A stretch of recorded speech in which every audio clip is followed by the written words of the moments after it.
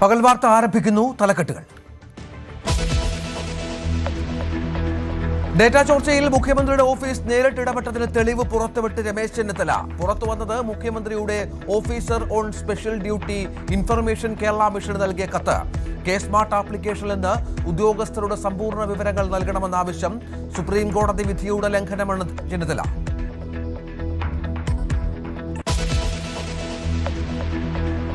തിരുവനന്തപുരം ജില്ലയിലെ 10 നിയമസഭാ മണ്ഡലങ്ങളിൽ 9 സിറ്റിംഗ് MLA-മാരെ മത്സരിപ്പിക്കാൻ CPM.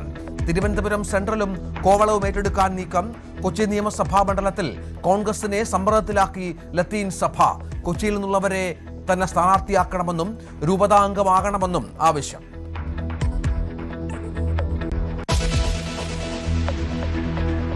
രണ്ട് ദിവസ സന്ദർശനത്തിനായി പ്രധാനമന്ത്രി ഇസ്രായേലിലേക്ക്. രാത്രി 9 മണിക്ക് പാർലമെന്റ് സെനറ്റിനെ അഭിസംബോധന ചെയ്യും. വിവിധ മേഖലകളിൽ സഹകരണം മെച്ചപ്പെടുത്താനുള്ള ധാരണാപത്രം ഒപ്പിടും. മോദിയുടെ സന്ദർശനം അമേരിക്ക ഇറാൻ യുദ്ധഭീതി നിലനിൽക്കുന്നതിനിടെ.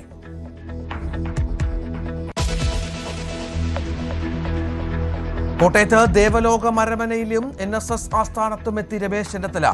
രാഷ്ട്രീയം കൂടി ചർച്ചയായെന്ന് വിശദീകരണം. അതെല്ലാം ഇതിന്റെ ഒരു ഭാഗമാണ്. ദേവലോകത്ത് ഞാൻ ഇന്നലെ പോകുന്നതല്ല. കോട്ടയത്ത് MP ആയിരിക്കുന്ന കാലം മുതൽ ദേവലോക അരമനയായിട്ടും ബാബാ തിരുമേനിമാരുമായിട്ടും നല്ല ബന്ധമാണ് എനിക്കുള്ളത്. അപ്പൊ ഞാൻ കോട്ടയത്ത് വന്നപ്പം ആ ദേവലോകത്തൊന്ന് പോയി എന്നുള്ളതാണ്. തിണ്ണനിരങ്ങലും സന്ദർശനവും രണ്ടെന്ന് VD സതീശൻ. മറുപടി ചെന്നിത്തലയുടെ സന്ദർശനം തിണ്ണനിരങ്ങലല്ലേ എന്ന ചോദ്യത്തിന്. വർഗീയത പറഞ്ഞാൽ അതിനെ എതിർക്കുന്നതാണ്. വർഗീയത തിണ്ണനിരങ്ങലും പോയി കാണലും തമ്മിൽ വ്യത്യാസമുണ്ട്. മനസ്സിലായി? തിണ്ണനിരങ്ങ അവിടെ കിടക്കണ്ടെന്നാണ് അതിന്റെ അർത്ഥം. തിണ്ണനിരങ്ങ എന്നുള്ള വാക്കും സന്ദർശിച്ചു എന്നുള്ള വാക്ക് രണ്ടാണ്.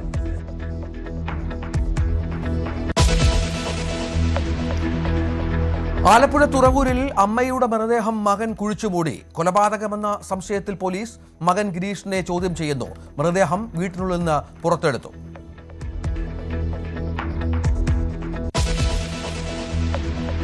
നിയമസഭാ തെരഞ്ഞെടുപ്പ് അടുത്തിരിക്കെ ബംഗാളിൽ പുതിയ രാഷ്ട്രീയ വിവാദം ഉയർത്തി മമത.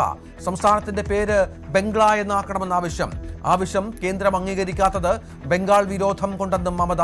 നീക്കം കേരളം എന്നാക്കിയതിന് പിന്നാലെ.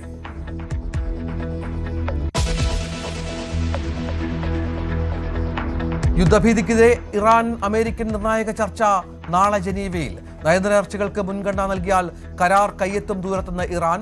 റെഡ് ലൈനുകളിൽ വിട്ടുവീഴ്ചയില്ലെന്ന കർശന നിലപാടിൽ അമേരിക്ക.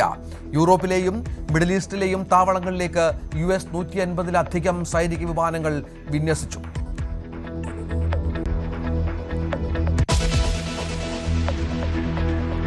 വിശദമായ വാർത്തകളിലേക്ക്. ഡേറ്റ ചോർച്ചയിൽ മുഖ്യമന്ത്രിയുടെ ഓഫീസ് നേരിട്ട് ഇടപെട്ടതിന്റെ കത്ത് പുറത്ത്. മുഖ്യമന്ത്രിയുടെ officer on special duty Sriram Sambasiva Rao നൽകിയ കത്താണ് പുറത്തു വന്നത്. കെ സ്മാർട്ട് ആപ്ലിക്കേഷനിൽ നിന്ന് ഉദ്യോഗസ്ഥരുടെ സമ്പൂർണ്ണ വിവരങ്ങൾ PRDക്ക് കൈമാറണം എന്നാണ് കത്തിലെ ആവശ്യം.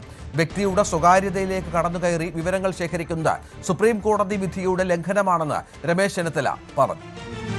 കെ സ്മാർട്ട് ആപ്ലിക്കേഷനിലുള്ള സർക്കാർ ജീവനക്കാരുടെ സമ്പൂർണ്ണ വിവരങ്ങൾ കഴിഞ്ഞ ഫെബ്രുവരി 12-ാം തീയതിക്ക് മുമ്പ് PRDക്ക് കൈമാറണമെന്ന് ആവശ്യപ്പെട്ട് മുഖ്യമന്ത്രിയുടെ ഓഫീസിലെ officer on special duty Sambasiva Rao അയച്ച കത്തിൻ്റെ പകർപ്പാണ് മുൻ പ്രതിപക്ഷ നേതാവ് കൂടിയായ രമേശ് ചെന്നിത്തല പുറത്തുവിട്ടിരിക്കുന്നത്. അതായത് തിരഞ്ഞെടുപ്പ് പ്രചരണത്തിന് വേണ്ടി സർക്കാർ ജീവനക്കാരുടെ വിവരങ്ങൾ അടക്കം അനധികൃതമായി ചോർത്തിയെടുക്കാനുള്ള ശ്രമമാണ് മുഖ്യമന്ത്രിയുടെ ഓഫീസിന്റെ ഭാഗത്തു നിന്ന് ഉണ്ടായതെന്ന വിമർശനം ഉന്നയിച്ചുകൊണ്ടാണ് രമേശ് ചെന്നിത്തല ഈ കത്ത് പുറത്തുവിട്ടിരിക്കുന്നത്. അതായത് PRDക്കാണ് ഇത്തരത്തിലൊരു കത്ത് ഓഫീസർ ഓൺ സ്പെഷ്യൽ ഡ്യൂട്ടി അഥവാ OSD ആഴ്ചകൾക്ക് മുമ്പ് കൈമാറിയത്. അതിൻ്റെ പകർപ്പിലടക്കം ഇക്കാര്യങ്ങൾ കൃത്യമായി തന്നെ പരാമർശിക്കുന്നുമുണ്ട്. കഴിഞ്ഞ ദിവസം ഹൈക്കോടതിയുടെ ഭാഗത്തു നിന്ന് ഈ സർക്കാർ ജീവനക്കാരുടെ അടക്കം വിവരങ്ങൾ പുറത്തു വരുന്നത് അത് സ്വകാര്യതയുടെ ലംഘനമാണ് എന്ന തരത്തിലുള്ള പരാമർശങ്ങൾ ഉണ്ടായിരുന്നു. അതിന് പിന്നാലെയാണ് തിരഞ്ഞെടുപ്പ് പ്രചാരണത്തിനായി സർക്കാർ ജീവനക്കാരുടെ അടക്കം വിവരങ്ങൾ അടങ്ങുന്ന വിലാസവും മറ്റ് വിശദാംശങ്ങളും അടങ്ങുന്ന വിവരങ്ങൾ PRDക്ക് കൈമാറാനുള്ള നീക്കം മുഖ്യമന്ത്രിയുടെ ഓഫീസിന്റെ ഭാഗത്തു നിന്ന് ഉണ്ടായതെന്ന വിമർശനം ഉന്നയിച്ചുകൊണ്ട് ഇപ്പോൾ ഈ കത്തിന്റെ പകർപ്പ് പുറത്തു വന്നിരിക്കുന്നത്. അതായത് വരും ദിവസങ്ങളിൽ കോടതിയുടെ ഭാഗത്തു നിന്ന് ഇതുമായി ബന്ധപ്പെട്ടുണ്ടായ വിമർശനങ്ങളടക്കം രാഷ്ട്രീയ പ്രചാരണ വിഷയമാക്കി മാറ്റുക എന്നൊരു ലക്ഷ്യം കൂടി UDF-നുണ്ട്. ആ നീക്കങ്ങളുടെ ഭാഗമായാണ് ഇത് തെരഞ്ഞെടുപ്പ് തീയതി പ്രഖ്യാപിക്കുന്നതിന് മുമ്പ് തന്നെ വലിയ തരത്തിലുള്ള രാഷ്ട്രീയ പ്രചാരണം ഇതുമായി ബന്ധപ്പെട്ടുകൊണ്ട് ഇപ്പോൾ രമേശ് ചെന്നിത്തല ഉൾപ്പെടെയുള്ള കോൺഗ്രസ് നേതാക്കൾ നടത്തിക്കൊണ്ടിരിക്കുന്നത്. നിയമസഭാ തെരഞ്ഞെടുപ്പിൽ തിരുവനന്തപുരം ജില്ലയിൽ CPM-ന്റെ 10 സിറ്റിംഗ് MLA-മാരും മത്സരിക്കും. ജില്ലാ സെക്രട്ടറി B. ജോയി വർക്കലയിൽ വീണ്ടും ജനവിധി തേടും. ജില്ലാ സെക്രട്ടേറിയറ്റ് നിർദ്ദേശം സംസ്ഥാന നേതൃത്വത്തിന് കൈമാറും. തിരുവനന്തപുരവും കോവളവും ഏറ്റെടുക്കണമെന്ന ആവശ്യവും ജില്ലാ സെക്രട്ടേറിയറ്റിൽ ഉയർന്നു. B. ജോയി മത്സരിക്കുന്ന പശ്ചാത്തലത്തിൽ പുതിയ ജില്ലാ സെക്രട്ടറി വരും. First on news 18. ഏതായാലും 10 സ്ഥലങ്ങളിലും തിരുവനന്തപുരത്തെ 10 സ്ഥലങ്ങളിലും CPM-ന്റെ സിറ്റിംഗ് MLA-മാർ മത്സരിക്കാൻ തീരുമാനിച്ച പശ്ചാത്തലമുണ്ട്. സിറ്റിംഗ് MLA-മാർ മത്സരിച്ച് ആ സീറ്റുകളെല്ലാം വീണ്ടും ആ തരത്തിൽ മുന്നോട്ട് കൊണ്ടുപോവുക എന്ന ലക്ഷ്യം തന്നെയാണ് പാർട്ടിക്കുള്ളത് എന്നാണ് മനസ്സിലാകുന്നു. പുതിയ ആളുകൾ എത്തുക എന്നുള്ളത് ഈ സാഹചര്യത്തിൽ അത്ര സേഫ് അല്ല എന്നുള്ള വിശ്വാസത്തിൽ തന്നെയാണ് അത്തരത്തിൽ തീരുമാനം. BV അരുണ്, നേരത്തെ ഇതുമായി ബന്ധപ്പെട്ട് ചില ആശയക്കുഴപ്പങ്ങളുണ്ടായിരുന്നു, അത് പൂർണ്ണമായും പരിഹരിച്ചു. സിറ്റിംഗ് MLA-മാരെല്ലാം കളത്തിലുണ്ടാവും അല്ലേ? അങ്ങനെയാണ് ഇപ്പോൾ ധാരണ. CPM-ന്റെ സംസ്ഥാന സെക്രട്ടറി MV ഗോവിന്ദന്റെ സാന്നിധ്യത്തിൽ ചേർന്ന CPM തിരുവനന്തപുരം ജില്ലാ സെക്രട്ടേറിയറ്റ് യോഗമാണ് സാധ്യതാ പട്ടിക തയ്യാറാക്കിയത്. നേതാക്കളുടെ അഭിപ്രായ പ്രകാരമുള്ള ഒരു പട്ടിക തയ്യാറാക്കുന്നു. ഇത് സംസ്ഥാന നേതൃത്വത്തിന് വൈകാതെ കൈമാറും. ഈ ആഴ്ച അവസാനമോ അടുത്ത ആഴ്ച ആദ്യമോ CPM-ന്റെ സംസ്ഥാന സെക്രട്ടേറിയറ്റ് സംസ്ഥാന സമിതി യോഗങ്ങൾ ചേരുന്നുണ്ട്. ആ യോഗങ്ങളിൽ ഈ തിരുവനന്തപുരത്തുള്ള പട്ടിക അവതരിപ്പിക്കും. കാര്യമായ മാറ്റം ഉണ്ടാകാൻ സാധ്യതയില്ല. 13 സീറ്റുകളാണ് ഇടതുമുന്നണിക്ക് തിരുവനന്തപുരത്ത് ഉള്ളത്. അതിൽ തന്നെ 10 CPM-ന്റേതാണ്. അവിടെ 10 ഇടങ്ങളിലും നിലവിലെ MLA-മാരെ മത്സരിപ്പിക്കാനാണ് CPM-ന്റെ ഈ ഘട്ടത്തിലെ ആലോചനയും തീരുമാനവും. നേമത്ത് V. ശിവൻകുട്ടി വിദ്യാഭ്യാസ മന്ത്രി കൂടിയാണ്. V. ശിവൻകുട്ടി മത്സരിക്കും. വട്ടിയൂർക്കാവിൽ VK പ്രശാന്ത് ഉപതെരഞ്ഞെടുപ്പിലും പിന്നീട് പൊതുതെരഞ്ഞെടുപ്പിലും 2021 പൊതുതെരഞ്ഞെടുപ്പിലും വിജയിച്ച VK പ്രശാന്ത് വീണ്ടും ജനവിധി തേടും. കഴക്കൂട്ടത്ത് കടകംപള്ളി സുരേന്ദ്രൻ CPM-ന്റെ മുതിർന്ന നേതാവ് കൂടിയാണ്. കടകംപള്ളി സുരേന്ദ്രൻ സംസ്ഥാന സമിതി അംഗമാണ്. കടകംപള്ളിക്കെതിരെ സ്വർണ്ണ കൊള്ള അടക്കം പ്രതിപക്ഷത്തിന്റെ വലിയ ആരോപണങ്ങളുണ്ട്. ഒരു തവണ അദ്ദേഹത്തെ SIT ചോദ്യം ചെയ്തതുമാണ്. പക്ഷേ അദ്ദേഹത്തെ തന്നെ വീണ്ടും മത്സരിപ്പിക്കാനാണ് CPM-ന്റെ തീരുമാനം. കടകംപള്ളി ഇല്ലെങ്കിൽ ആ മണ്ഡലം വിജയിക്കുക എളുപ്പമല്ല. V. മുരളീധരൻ BJP-യുടെ പ്രധാനപ്പെട്ട നേതാവാണ് അവിടെ BJP സ്ഥാനാർത്ഥിയെ വരാൻ പോകുന്നത്. അതുകൊണ്ട് തന്നെ കടകംപള്ളി സുരേന്ദ്രനെ കഴക്കൂട്ട് നിലനിർത്താനാകും. ഈ എല്ലാ വിവാദങ്ങളെയും മറികടന്ന് അവിടെ ജനങ്ങൾ അദ്ദേഹത്തിനൊപ്പം നിൽക്കുന്ന പ്രതീക്ഷയാണ് ഇപ്പോൾ CPM പങ്കുവയ്ക്കുന്നത്. അതുകൊണ്ടാണ് കടകംപള്ളി സുരേന്ദ്രൻ അവിടെ സ്ഥാനാർത്ഥിയാക്കുന്നത്. പാറശാലയിൽ CK ഹരിജൻ തുടർച്ചയായ 2 തവണ MLA ആയ ആളാണ്. ജനകീയനായ നേതാവാണ്. കാട്ടാക്കട IB സതീഷ് UDF-ന്റെ നേതാവാണ്. IB സതീഷ് വീണ്ടും മത്സരിക്കും. അരുവിക്കരയിൽ G. സ്റ്റീഫൻ കോൺഗ്രസിന്റെ യുവ നേതാവ് K. ശബരിനാഥിനെ തോൽപ്പിച്ച് കഴിഞ്ഞ തവണ മണ്ഡലം പിടിച്ചെടുത്ത നേതാവാണ് G. സ്റ്റീഫൻ അവിടെ വീണ്ടും മത്സരിക്കും. വാമനപുരത്ത് BK മുരളി തുടർച്ചയായ 3ാം തവണയും ജനവിധി തേടും. CPM-ന്റെ സംസ്ഥാന സമിതി അംഗമാണ്. വർക്കലയിൽ V. ജോയ് CPM-ന്റെ തിരുവനന്തപുരം ജില്ലാ സെക്രട്ടറി. അദ്ദേഹത്തെ ജില്ലാ സെക്രട്ടറി സ്ഥാനത്തേക്ക് കൊണ്ടുവരുമ്പോൾ ഇനി മത്സരിക്കാൻ ഉണ്ടാകില്ല എന്ന സൂചനകളാണ് ഉണ്ടായിരുന്നത്. പക്ഷെ അങ്ങനെയല്ല. ജോയി ഇല്ലെങ്കിൽ ആ മണ്ഡലം വിജയിക്കുക നിലനിർത്തുക എളുപ്പമല്ലെന്ന് CPM തിരിച്ചറിയുന്നു. അതുകൊണ്ട് അവിടെ V. ജോയിയെ വീണ്ടും മത്സരിപ്പിക്കുന്നു. വാമനപുരത്ത് DK മുരളിയോ ജോയിയോ ഇതിൽ ഒരാൾ മത്സരിച്ചാൽ മതിയെന്നായിരുന്നു ഒരു ഘട്ടത്തിൽ ഉയർന്ന ചർച്ചകൾ. രണ്ടുപേരും സംസ്ഥാന സമിതി അംഗങ്ങളാണ്. ഒരാൾ ജില്ലാ സെക്രട്ടറി ആകണം, മറ്റേയാൾ മത്സരിക്കട്ടെ നിലപാടായിരുന്നു. പക്ഷേ ഈ 2 മണ്ഡലങ്ങളും നിലനിർത്തണമെങ്കിൽ 2 MLA-മാരും തന്നെ വേണമെന്ന അഭിപ്രായത്തിലേക്ക് നേതൃത്വം എത്തുകയായിരുന്നു. അങ്ങനെ 2 പേരും മത്സരിക്കും. അപ്പോൾ CPM-ന് പുതിയ ജില്ലാ സെക്രട്ടറിയെ ഈ തെരഞ്ഞെടുപ്പിന് മുമ്പ് കണ്ടെത്തേണ്ടി വരും. വൈകാതെ ആ നടപടികളിലേക്കും CPM കടക്കും. ആറ്റിങ്ങൽ OS അംബികയാണ് CPM-ന്റെ നിലവിലെ MLA. അംബിക തന്നെ അവിടെ വീണ്ടും മത്സരിക്കും. അവിടെ മുൻ MLA B. സത്യന്റെ പേരൊക്കെ പരിഗണനയിലുണ്ടായിരുന്നു. പക്ഷേ അംബിക തന്നെ മത്സരിപ്പിക്കാനുള്ള പ്രധാനപ്പെട്ട കാരണങ്ങളിൽ ഒന്ന് ഇല്ലെങ്കിൽ മറ്റൊരു ജില്ലയിൽ മറ്റൊരിടത്തും വനിതാ സ്ഥാനാർത്ഥി CPM ഇല്ലാതെ പോകും. അംബിക വരുമ്പോൾ ആ വനിതാ പ്രാതിനിധ്യം അവിടെ ഉറപ്പിക്കാം. ആറ്റിങ്ങൽ CPM-ന്റെ ശക്തി കേന്ദ്രമാണ്. പക്ഷേ അവിടെ BJP വലിയ രീതിയിൽ മുന്നേറ്റം നടത്തുന്ന മണ്ഡലങ്ങളിൽ ഒന്നാണ്. അതൊരു ആശങ്ക CPM-നുണ്ട്. അവിടെ കോൺഗ്രസ് ഇത്തവണ വലിയ പ്രതീക്ഷയിലാണ്. അങ്ങനെ ആറ്റിങ്ങലിൽ പക്ഷേ അപ്പോഴും അംബിക തന്നെ മതി എന്ന തീരുമാനമെടുക്കുകയായിരുന്നു. അങ്ങനെ ഈ 10 മണ്ഡലങ്ങളിലും സിറ്റിംഗ് തീരുമാനമെടുക്കുകയായിരുന്നു. അങ്ങനെ ഈ 10 മണ്ഡലങ്ങളിലും സിറ്റിംഗ് MLA-മാർ മത്സരിക്കും. തിരുവനന്തപുരം സെൻട്രൽ മണ്ഡലം അത് ജനാധിപത്യ കേരള കോൺഗ്രസിന്റെ സിറ്റിംഗ് സീറ്റാണ്. ആന്റണി രാജു MLA ആയിരുന്ന സീറ്റാണ്. അദ്ദേഹം ഇപ്പോൾ തൊണ്ടിമുതൽ കേസിൽ അയോഗ്യനായി പുറത്തു നിൽക്കുകയാണ്. അതുകൊണ്ട് തന്നെ ആ സീറ്റ് CPM ഏറ്റെടുക്കാൻ ഏറെക്കുറെ ധാരണയായിരിക്കുന്നു. ജില്ലാ സെക്രട്ടറി രൂപത്തിൽ അത് സംബന്ധിച്ച ആവശ്യം ഉയർന്നു വന്നു. തിരുവനന്തപുരം ഏറ്റെടുക്കണമെന്ന ആവശ്യം. അത് ഏറെക്കുറെ അങ്ങനെ തന്നെ സംഭവിക്കാം. തിരുവനന്തപുരം സീറ്റ് CPM ഏറ്റെടുക്കുകയും അവിടെ പ്രധാനപ്പെട്ട നേതാവിനെ മത്സരിപ്പിക്കാനുള്ള സാധ്യതയും തള്ളിക്കളയാനാകില്ല. ടി.എം. തോമസ് ഐസക്കിനെ പോലുള്ള നേതാക്കളുടെ പേര് അവിടെ സജീവ ചർച്ചയിലാണ്. പക്ഷേ ഇന്നത്തെ സെക്രട്ടറി യോഗത്തെ സംബന്ധിച്ച് തീരുമാനമൊന്നും ഉണ്ടായിട്ടില്ല. കാരണം അദ്ദേഹം കേന്ദ്ര കമ്മിറ്റി അംഗമാണ്. തീരുമാനമെടുക്കേണ്ടത് കേന്ദ്ര കമ്മിറ്റി, സംസ്ഥാന സമിതിയും ഒക്കെയാണ്. അതുകൊണ്ട് അതിൽ തീരുമാനമുണ്ടായിട്ടില്ല. പക്ഷേ അവിടെ തോമസ് ഐസക്കിനെ മത്സരിപ്പിക്കുന്ന അഭിപ്രായം CPM-ന്റെ ജില്ലാ നേതൃത്വത്തിൽ ശക്തമാണ്.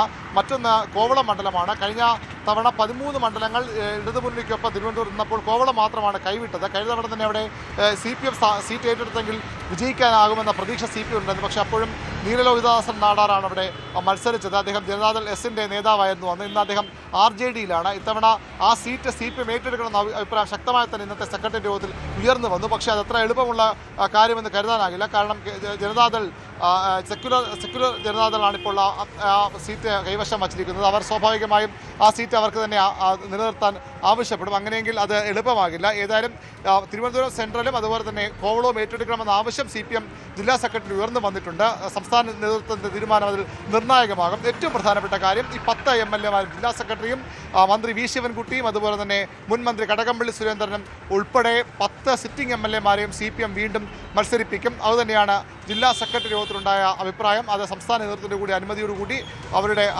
അംഗീകാരത്തോടു കൂടിയാകും അന്തിമ പ്രഖ്യാപനം ഉണ്ടാവുക. അതാണ് സാഹചര്യം. ഏതായാലും തിരുവനന്തപുരത്ത് സിറ്റിംഗ് MLA-മാർ സംസ്ഥാന തലത്തിൽ അത്തരമൊരു തീരുമാനത്തിലേക്ക് പോകുമോ എന്നുള്ളത് കാത്തിരുന്ന് കാണണം. സിറ്റിംഗ് MLA-മാർ എല്ലാവരും 10 സ്ഥലങ്ങളിലും മത്സരിക്കും എന്നാണ് ഇപ്പോൾ പുറത്തു വരുന്ന പ്രധാനപ്പെട്ട വിവരം. അപ്പം കോവളവും തിരുവനന്തപുരം സെൻട്രലും അടക്കം ഏറ്റെടുക്കാനുള്ള നീക്കവും CPM മുന്നോട്ട് വെക്കുന്നു. ഏത് വിധേനയും ജയം അത് ഉറപ്പാക്കുക എന്ന ലക്ഷ്യത്തോടു കൂടി തന്നെയാണ് പാർട്ടി മുന്നോട്ട് പോകുന്നത് എന്നുള്ളതാണ് ഇത്തരം സംഭവങ്ങൾ നൽകുന്ന സൂചന.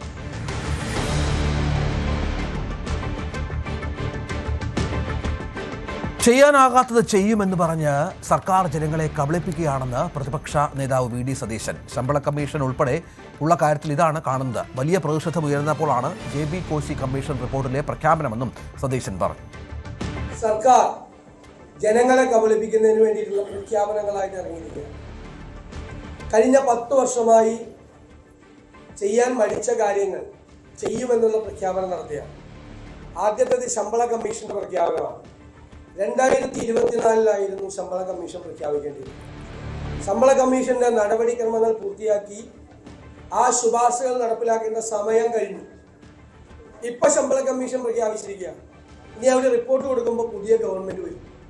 അപ്പോൾ അതിന്റെ സാമ്പത്തിക ബാധ്യത മുഴുവൻ പുതിയ ഗവൺമെന്റിന്റെ തലയിൽ കെട്ടിവെച്ചുകൊണ്ടുള്ള നിലപാടാണ് ഇവർ സ്വീകരിച്ചിരിക്കുന്നത്. അപ്പോൾ ഗവൺമെന്റ് പോകുന്ന പോക്കിൽ ജനങ്ങളെ കബളിപ്പിച്ചുകൊണ്ടിരിക്കുകയാണ്. നിരവധിയായിട്ടുള്ള പ്രഖ്യാപനങ്ങൾ നടത്തി. ഇവരുടെ പ്രഖ്യാപനങ്ങൾക്കൊന്നും ഒരു വിശ്വാസ്യതയില്ല.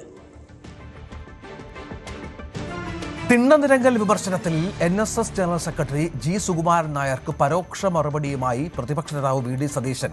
സാമുദായിക നേതാക്കളെ സന്ദർശിക്കുന്നതും തിണ്ണനിരങ്ങുന്നതും രണ്ടാണെന്ന് സതീശൻ പറഞ്ഞു. സാമുദായിക നേതാക്കളുടെ തിണ്ണനിരങ്ങരുതെന്ന സതീശന്റെ പ്രസ്താവനയ്ക്കെതിരെ G. സുകുമാരൻ നായർ നേരത്തെ രംഗത്ത് വന്നിരുന്നു. വർഗീയത പറയരുതെന്നാണ് പറഞ്ഞത്. വർഗീയത പറഞ്ഞാൽ എതിർക്കുന്ന പറഞ്ഞത്. വർഗീയത പറഞ്ഞാൽ അതിനെ എതിർക്കുന്ന പറഞ്ഞത്. വർഗീയത തിണ്ണനിരങ്ങലും പോയി കാണലും തമ്മിൽ വ്യത്യാസമുണ്ട്. മനസ്സിലായി? തിണ്ണനിരങ്ങ അവിടെ കിടക്കണ്ടെന്നാണ് അതിൻ്റെ അർത്ഥം. തിണ്ണനിരങ്ങ എന്നുള്ള വാക്കും സന്ദർശിച്ചു എന്നുള്ള വാക്ക് രണ്ടാണ്. V. D. സതീശന്റെ തിണ്ണനിരങ്ങൽ പരാമർശം നേരത്തെ വലിയ വാർത്തകളിൽ ഇടം നേടിയിരുന്നതാണ്. NSS ജനറൽ സെക്രട്ടറി തന്നെ ഇത് ചൂണ്ടിക്കാണിച്ചുകൊണ്ടാണ് അദ്ദേഹത്തിന് മറുപടിയുമായി രംഗത്തെത്തുന്ന സാഹചര്യം ഉണ്ടായത്. ഇന്നെന്തായാലും മറ്റൊരു വിഷയത്തെക്കുറിച്ച് പ്രത്യേകിച്ച് മുൻ പ്രതിപക്ഷ നേതാവ് രമേശ് ചെന്നിത്തല ഓർത്തഡോക്സ് സഭ ആസ്ഥാനത്തും NSS ആസ്ഥാനത്തും പോയതിനെക്കുറിച്ചുള്ള മാധ്യമങ്ങളുടെ ചോദ്യത്തിന് മറുപടിയായാണ് V. D. സതീശൻ ഇക്കാര്യത്തിൽ വ്യക്തത വരുത്താൻ ശ്രമിച്ചത്. ഈ തിണ്ണനിരങ്ങൽ പോലെയല്ല ഈ സാമുദായിക നേതാക്കളെ പോയി കാണുന്നത്. ഇത് രണ്ടും രണ്ട് തന്നെയാണ്. തിണ്ണനിരങ്ങൽ എന്ന് പറഞ്ഞാൽ അവിടെ പോയി സാമുദായിക നേതാക്കളുടെ അവിടെ സ്ഥിരമായി കിടക്കുന്ന ഒരു രീതിയുണ്ട്. അതിനെക്കുറിച്ചാണ് താൻ ചൂണ്ടിക്കാണിച്ചത് എന്നാണ് അദ്ദേഹം വ്യക്തമാക്കിയത്. സാമുദായിക നേതാക്കളെ സന്ദർശിക്കരുത് എന്ന് താൻ പറഞ്ഞിട്ടേയില്ല. അവിടെ അവരുടെ പ്രശ്നങ്ങളുണ്ടെങ്കിൽ സന്ദർശിക്കുകയും അത് കേൾക്കുകയും ഒക്കെ ചെയ്യുന്നത് നല്ലതാണ്. അതുകൊണ്ട് തന്നെ രമേശ് ചെന്നിത്തലയുടെ സന്ദർശനത്തെ അദ്ദേഹം ഫലത്തിൽ ന്യായീകരിക്കുകയാണ് ചെയ്യുന്നത് എന്നുള്ളതാണ് അദ്ദേഹം വ്യക്തമാക്കുന്നത്. എല്ലാവരുടെയും പിന്തുണ തെരഞ്ഞെടുപ്പിൽ ഉണ്ടാകുക എന്നുള്ളത് എല്ലാ രാഷ്ട്രീയ പാർട്ടികളെ സംബന്ധിച്ച് പ്രധാനപ്പെട്ടതാണ്. അതുകൊണ്ട് തന്നെ സാമുദായിക നേതാക്കളെ കാണുന്നതിൽ തെറ്റില്ല എന്ന് പറയുകയാണ് V. D. സതീശൻ. ഒരുപക്ഷെ NSSനെ നേരിട്ടൊരു മറുപടി അല്ല, എന്നിരുന്നാൽ തന്നെയും ഒരുപക്ഷെ തിണ്ണനിരങ്ങൽ വിഷയം ആ വാക്കുകൾ പ്രയോഗിച്ചുകൊണ്ട് തന്നെ സതീശനെതിരെ ഈ അടുത്ത കാലത്ത് വലിയ പ്രതികരണം നടത്തിയത് അത് ജി സുകുമാരൻ നായരാണ്. ഫലത്തിൽ ഈ മറുപടി, സതീശന്റെ മറുപടി അതിനൊരു യഥാർത്ഥത്തിൽ ഈ സുകുമാരൻ നായർക്കുള്ള ഒരു മറുപടി കൂടിയായി മാറുന്നു എന്നതാണ് നമുക്ക് കാണാൻ സാധിക്കുന്നത്. കോട്ടയത്ത് നിന്ന് ജി ശ്രീജിത്ത്, ന്യൂസ് 18. മോഹൻലാലുമായുള്ള അഭിമുഖത്തിലെങ്കിലും മുഖ്യമന്ത്രി ഒന്ന് ചിരിച്ചു കണ്ടതിൽ സന്തോഷമെന്ന് വി.ഡി. സതീശൻ. മോഹൻലാൽ മുഖ്യമന്ത്രിയുടെ അഭിമുഖം നടത്തുന്നതിൽ തെറ്റു പറയില്ല. ഉമ്മൻചാണ്ടി മുഖ്യമന്ത്രി ആയിരുന്നപ്പോൾ നടത്തിയ ഇന്റർവ്യൂവിന്റെ പേരാണ് ഇരുവർ. ആ പേരെങ്കിലും മാറ്റുന്നത് നല്ലതായിരുന്നുവെന്ന് സതീശൻ പറഞ്ഞു. അതിനെന്താ തെറ്റ്? കേരളത്തിലെ തെരഞ്ഞെടുക്കപ്പെട്ട മുഖ്യമന്ത്രിയല്ലേ ശ്രീ പിണറായി വിജയൻ. അദ്ദേഹം കേരളത്തിൽ അറിയപ്പെടുന്ന ഒരു നടനുമായിട്ട് ഒരു ഇന്റർവ്യൂ നടത്തിയ ഞങ്ങൾ അതിനൊന്നും പരിഹസിക്കില്ല, ഒരു തെറ്റുമില്ല. പക്ഷെ എനിക്ക് ഒറ്റ പ്രശ്നമുള്ളൂ, 2008 ഉമ്മൻചാണ്ടി ജയ്ഹിന്ദ് ചാനലായിട്ട് ഇതുപോലെ നടത്തിയത്. അന്നിട്ട പേരായിരുന്നു ഇരുവർ. ആ പേരെങ്കിലും മാറ്റായിരുന്നു. കൊല്ലം ഇത്രയില്ല. അല്ല, മോഹൻലാലുമായിട്ട് നടത്തിയില്ലെന്ന് യാതൊരു വിശ്വാസവും നല്ല കാര്യമല്ല. ഇടയ്ക്കൊന്ന് മുഖ്യമന്ത്രി ഒന്ന് ചിരിച്ച് നമ്മളൊന്നും കൂടി കാണട്ടെ, ചിരിച്ചൊക്കെ ചോദ്യങ്ങൾക്ക് ഉത്തരം പറയണം. ചോദ്യങ്ങൾക്ക് ഉത്തരം പറയാറില്ലല്ലോ. 50 മിനിറ്റ് മറ്റേ ഓൾ ഇന്ത്യ റേഡിയോ ആണല്ലോ, മൻ കി ബാത്താണല്ലോ. ഇങ്ങോട്ട് മാത്രം പറഞ്ഞാലേ കേൾക്കാൻ പറ്റുള്ളൂ. അങ്ങോട്ട് ചോദിക്കുന്നത് നേരത്തെ പ്ലാൻഡ് ആയിട്ടുള്ള 4 ചോദ്യമല്ലേ ചോദിക്കുന്നത്. ശരിക്കുള്ള 5ാമത്തെ ചോദ്യം വരുമ്പോൾ സമയമായി എന്ന് പറഞ്ഞാൽ അദ്ദേഹം എണീക്കാറില്ല പതിവ്. മോഹൻലാലിനോടെങ്കിലും മറുപടി പറയട്ടെ. ബാറുകളുടെ പ്രവർത്തന സമയം കൂട്ടുന്ന കാര്യം പ്രതിപക്ഷത്തോട് ആലോചിച്ചാണ് ചെയ്തതെന്ന് ആവർത്തിച്ച് മന്ത്രി എം.പി. രാജേഷ്. പ്രതിപക്ഷം അവരുടെ നിലപാട് സർക്കാരിനെ അറിയിക്കുകയായിരുന്നു. ഒഫീഷ്യലായി നടന്ന കമ്മ്യൂണിക്കേഷനാണ്. അത് തള്ളിപ്പറഞ്ഞതിനെക്കുറിച്ച് വ്യക്തമാക്കേണ്ടത് വി.ഡി. സതീശനാണ്. പ്രതിപക്ഷത്തിനും യോജിപ്പായതുകൊണ്ടാണ് സഭ നടക്കുന്ന സമയമായിട്ട് പോലും അതിനെ എതിർക്കാതിരുന്നതെന്നും എം.പി. രാജേഷ് പറഞ്ഞു. ന്യൂസ് 18 നൽകിയ അഭിമുഖത്തിൽ സംസാരിക്കുകയായിരുന്നു അദ്ദേഹം. ബാറുകളുടെ സമയം ദീർഘിപ്പിക്കുന്ന കാര്യം പ്രതിപക്ഷത്തോടു കൂടി ആലോചിച്ചു എന്ന് മിനിസ്റ്റർ വാർത്താ സമ്മേളനത്തിൽ പറഞ്ഞു. പിന്നീട് വി.ഡി. സതീശൻ പറഞ്ഞു ഫോണിൽ പോലും ഒരു സംസാരവും നടന്നിട്ടില്ല. എന്തിനായിരുന്നു അങ്ങനെ ഒരു തെറ്റിദ്ധരിപ്പിക്കൽ? ഞാൻ തെറ്റിദ്ധരിപ്പിച്ചിട്ടില്ല. പ്രതിപക്ഷത്തോട് വേറൊരു ചോദ്യം കൂടി എല്ലാവരും ചോദിച്ചു, നിങ്ങളുടെ അഭിപ്രായം എന്താ ഇക്കാര്യത്തിൽ നിന്ന്? അതിനുള്ള ഉത്തരം കേട്ടിരുന്നോ? അങ്ങനെ ഒരു ഉത്തരം ഉണ്ടാകില്ല എന്നുള്ളത് കൊണ്ടാണ്. അതിനുള്ള ഉത്തരം കേട്ടിരുന്നോ? സെലക്റ്റീവായിട്ടാണ് കേൾക്കുന്നത്, അതാണ് പ്രശ്നം. അതിനുള്ള ഉത്തരം ഞങ്ങളൊന്ന് പഠിച്ചിട്ട് പറയാമെന്നാണ്. ഇപ്പൊ നിയമസഭ തീർന്നു, പഠിച്ചില്ല അതുവരെ. അതെന്തുകൊണ്ടാ? ഒന്ന്, ഞങ്ങൾ അങ്ങോട്ട് ചോദിക്കുകയല്ലേ ചെയ്തത്, അവരവരുടെ അഭിപ്രായം ഇങ്ങോട്ട് അറിയിക്കുകയും ചെയ്തത്. അതും ഞാൻ പറഞ്ഞിരുന്നു. അപ്പോൾ സർക്കാർ ഇക്കാര്യത്തിൽ ഇത് വർഷങ്ങളായിട്ടുള്ള ആവശ്യമാണ്. അവരുടെ കാലത്തുള്ള ആവശ്യമാണ്, ഞങ്ങളുള്ളപ്പോഴുള്ള ആവശ്യമാണ്. ഞങ്ങളോട് ഒട്ടേറെ പേർ ചോദിക്കുന്ന കാര്യം, പ്രത്യേകിച്ച് ഈ സംരംഭക IT ഇൻഡസ്ട്രി, അതുപോലെ തന്നെ ടൂറിസം, ഈ മേഖലകളിലൊക്കെ ഉള്ള ആളുകൾ ചോദിക്കുന്നത്, ഈ കാലം മാറിയതും ലോകം മാറുന്നതും നിങ്ങൾ അറിയുന്നില്ലേ? നിങ്ങൾ എന്തുകൊണ്ടാണ് ഇതിലൊരു മാറ്റം വരുത്താത്തത് എന്നാണ് ചോദിക്കുന്നത്. ആ മാറ്റം വരുത്താൻ മടിച്ചു നിന്നത് എന്തുകൊണ്ടാണ്? ഇതൊരു വിവാദം ഉണ്ടാക്കിയിട്ട് വരുത്താൻ താല്പര്യമില്ലാത്തതുകൊണ്ടായിരുന്നു. അങ്ങനെ ഒരു വിവാദമില്ല, ഞങ്ങൾക്കും ഇതിനോട് യോജിപ്പാണ് എന്ന് വന്നപ്പോഴാണ്. ഒഫീഷ്യലായിട്ട് നടന്ന കമ്മ്യൂണിക്കേഷൻ ആണോ അത്? തീർച്ചയായിട്ടും. പിന്നെന്താണ് പ്രതിപക്ഷ നേതാവ് തള്ളി പറയുന്നത്? അത് അദ്ദേഹമാണ് മറുപടി പറയേണ്ടത്. അദ്ദേഹം പറഞ്ഞു ഒരു ഫോണിൽ പോലും ഒരു കമ്മ്യൂണിക്കേഷൻ നടന്നിട്ടില്ല എന്ന് പറഞ്ഞു. ഞാൻ ഒരു കാര്യം അത്ര ആത്മവിശ്വാസത്തോടെ പറയണമെങ്കിൽ വെറുതെ പറയുന്നു എനിക്ക് തോന്നുന്നുണ്ടോ? എന്നാ പിന്നെ പ്രതിപക്ഷം ശക്തമായിട്ട് ഇതിനെ എതിർക്കാമായിരുന്നല്ലോ. തെരഞ്ഞെടുപ്പ് അസംബ്ലി നടക്കുമ്പോഴാണല്ലോ ഇതിനേക്കാൾ നല്ല വേദിയുണ്ടോ? സർക്കാരിനെതിരെ ഉപയോഗിക്കാവുന്ന ഒരു ആയുധം. അങ്ങനെ സർക്കാർ എന്തോ ഒരു അന്യായം ഏകപക്ഷീയമായിട്ട് ചെയ്തതാണെങ്കിൽ ചെയ്യാമായിരുന്നില്ലേ? അപ്പൊ അതുകൊണ്ട് ഞാനുള്ള കാര്യം പറഞ്ഞത്. വെല്ലുവിളിയിൽ ഉറച്ചു നിൽക്കുകയാണ്. വെല്ലുവിളിയുടെ കാര്യമൊന്നുമല്ല, ഞാൻ ഉള്ളതുപോലെ പറഞ്ഞു. അതുകൊണ്ട് മാത്രം സർക്കാർ മുന്നോട്ട് പോയതാ. കേരളത്തിൽ ഭരണം പിടിക്കുമെന്ന് കിരൺ റിജിജു പറയുന്നത് കോൺഗ്രസിൽ പ്രതീക്ഷ വെച്ചെന്ന് മന്ത്രി എം.പി. രാജേഷ്. കോൺഗ്രസും BJPയും തമ്മിൽ മാച്ച് ഫിക്സിംഗാണ് നടക്കുന്നത്. കർണാടകയിലും ഗോവയിലും ജയിച്ച MLA-മാരാണ് BJPയിൽ പോയത്. കേരളത്തിൽ BJP അക്കൗണ്ട് തുറക്കില്ല എന്ന് മാത്രമല്ല, വോട്ട് ഷെയർ താഴെ പോകുമെന്നും എം.പി. രാജേഷ് പറഞ്ഞു. ന്യൂസ് 18 നൽകിയ അഭിമുഖത്തിൽ സംസാരിക്കുകയായിരുന്നു അദ്ദേഹം. BJP സംസ്ഥാന അധ്യക്ഷൻ പറഞ്ഞത് അവരുടെ പ്രധാന മത്സരം കോൺഗ്രസുമായിട്ടാണ് എന്നതാണ് BJP സംസ്ഥാന അധ്യക്ഷൻ പറയുന്നത്. ഇന്ന് കിരൺ റിജിജു ഇവിടെ ഭരണം നേടുക എന്നതാണ് അവരുടെ ലക്ഷ്യമെന്നും പറയുന്നു. അതെ, മാച്ച് ഫിക്സിംഗ് ആണത്. കോൺഗ്രസും BJP തമ്മിലുള്ള മാച്ച് ഫിക്സിംഗ് ആണ്. കിരൺ റിജിജു എന്തടിസ്ഥാനത്തിലാണ് പറയുന്നത് ഭരണം നേടും എന്നുള്ളത്? എന്തിൽ പ്രതീക്ഷയർപ്പിച്ചാണ്? കർണാടകയിൽ നിന്ന് കോൺഗ്രസ് MLA-മാരെ അടർത്തിയെടുത്ത് ഭരണം ഉണ്ടാക്കിയതുപോലെ, ഗോവയിൽ വൈകുന്നേരം വോട്ടെണ്ണി കഴിഞ്ഞപ്പോൾ ഭൂരിപക്ഷം ഉണ്ടായിരുന്ന കോൺഗ്രസിന് നേരം പുലർന്നപ്പോഴേക്കും ഭൂരിപക്ഷമില്ല, BJPക്ക് ഭൂരിപക്ഷം ഉണ്ടാക്കിയതുപോലെ, മണിപ്പൂരിൽ ചെയ്തതുപോലെ, അരുണാചലിൽ ചെയ്തതുപോലെ, മഹാരാഷ്ട്രയിൽ ചെയ്തതുപോലെ, ഇപ്പൊ ബീഹാറിൽ ആകെ ജയിച്ചത് കോൺഗ്രസിന്റെ 6 പേരാണ്. അവർ പോയി BJP ചേർന്നില്ലേ? ഇതാണ് രാജ്യം മുഴുവനുള്ള ചിത്രം. ആ പ്രതീക്ഷ അർപ്പിച്ചിട്ടാണ് കിരൺ റിജിജു പറയുന്നത്. അത് തന്നെയാണ് ഞങ്ങൾ ജനങ്ങളോടും പറയുന്നത്. ജയിച്ച കോൺഗ്രസ്സുകാരാണ് എല്ലായിടത്തും കാലുമാറിയത്, തോറ്റവരല്ല കേട്ടോ. ബീഹാറിൽ തോറ്റ ഒരാളും കാലുമാറിയില്ല, ജയിച്ച 6 ആളും പോയി BJP ആയി.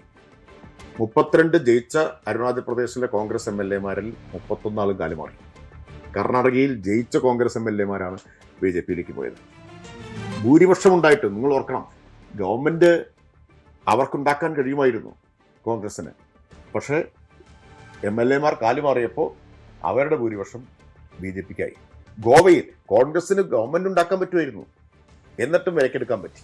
അവിടെയൊന്നും BJP ഏറ്റവും വലിയ ഒറ്റകക്ഷി അല്ലാതായിരുന്നിട്ടും സർക്കാർ രൂപീകരിച്ചു. പക്ഷെ കേരളത്തിൽ അപ്പോൾ അക്കൗണ്ട് തുറക്കുമെന്നാണ് പറയുന്നത്. അല്ല, ഞാൻ പറഞ്ഞത് അവരുടെ പ്രതീക്ഷ അതിൽ മാത്രമാണ്. കോൺഗ്രസിലാണ് പ്രതീക്ഷ. കോൺഗ്രസിൽ പ്രതീക്ഷ വെച്ചാണ് പറയുന്നത്. അക്കൗണ്ട് പൂട്ടിച്ചവരാ ഞങ്ങള്. നേമത്തെ അക്കൗണ്ട് പൂട്ടിച്ചതേ ഞങ്ങളാണ്.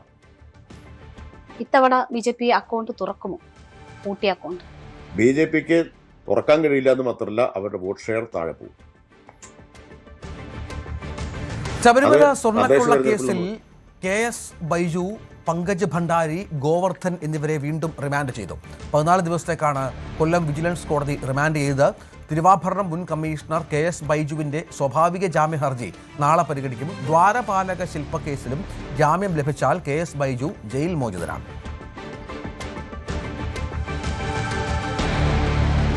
ആലപ്പുഴ തുറവൂരിൽ മകൻ രഹസ്യമായി കുഴിച്ചുമൂടിയ അമ്മയുടെ മൃതദേഹം കണ്ടെത്തി. വീടിനകത്തു നിന്നാണ് കുത്തിയതോട് പോലീസ് മൃതദേഹം കണ്ടെടുത്തത്.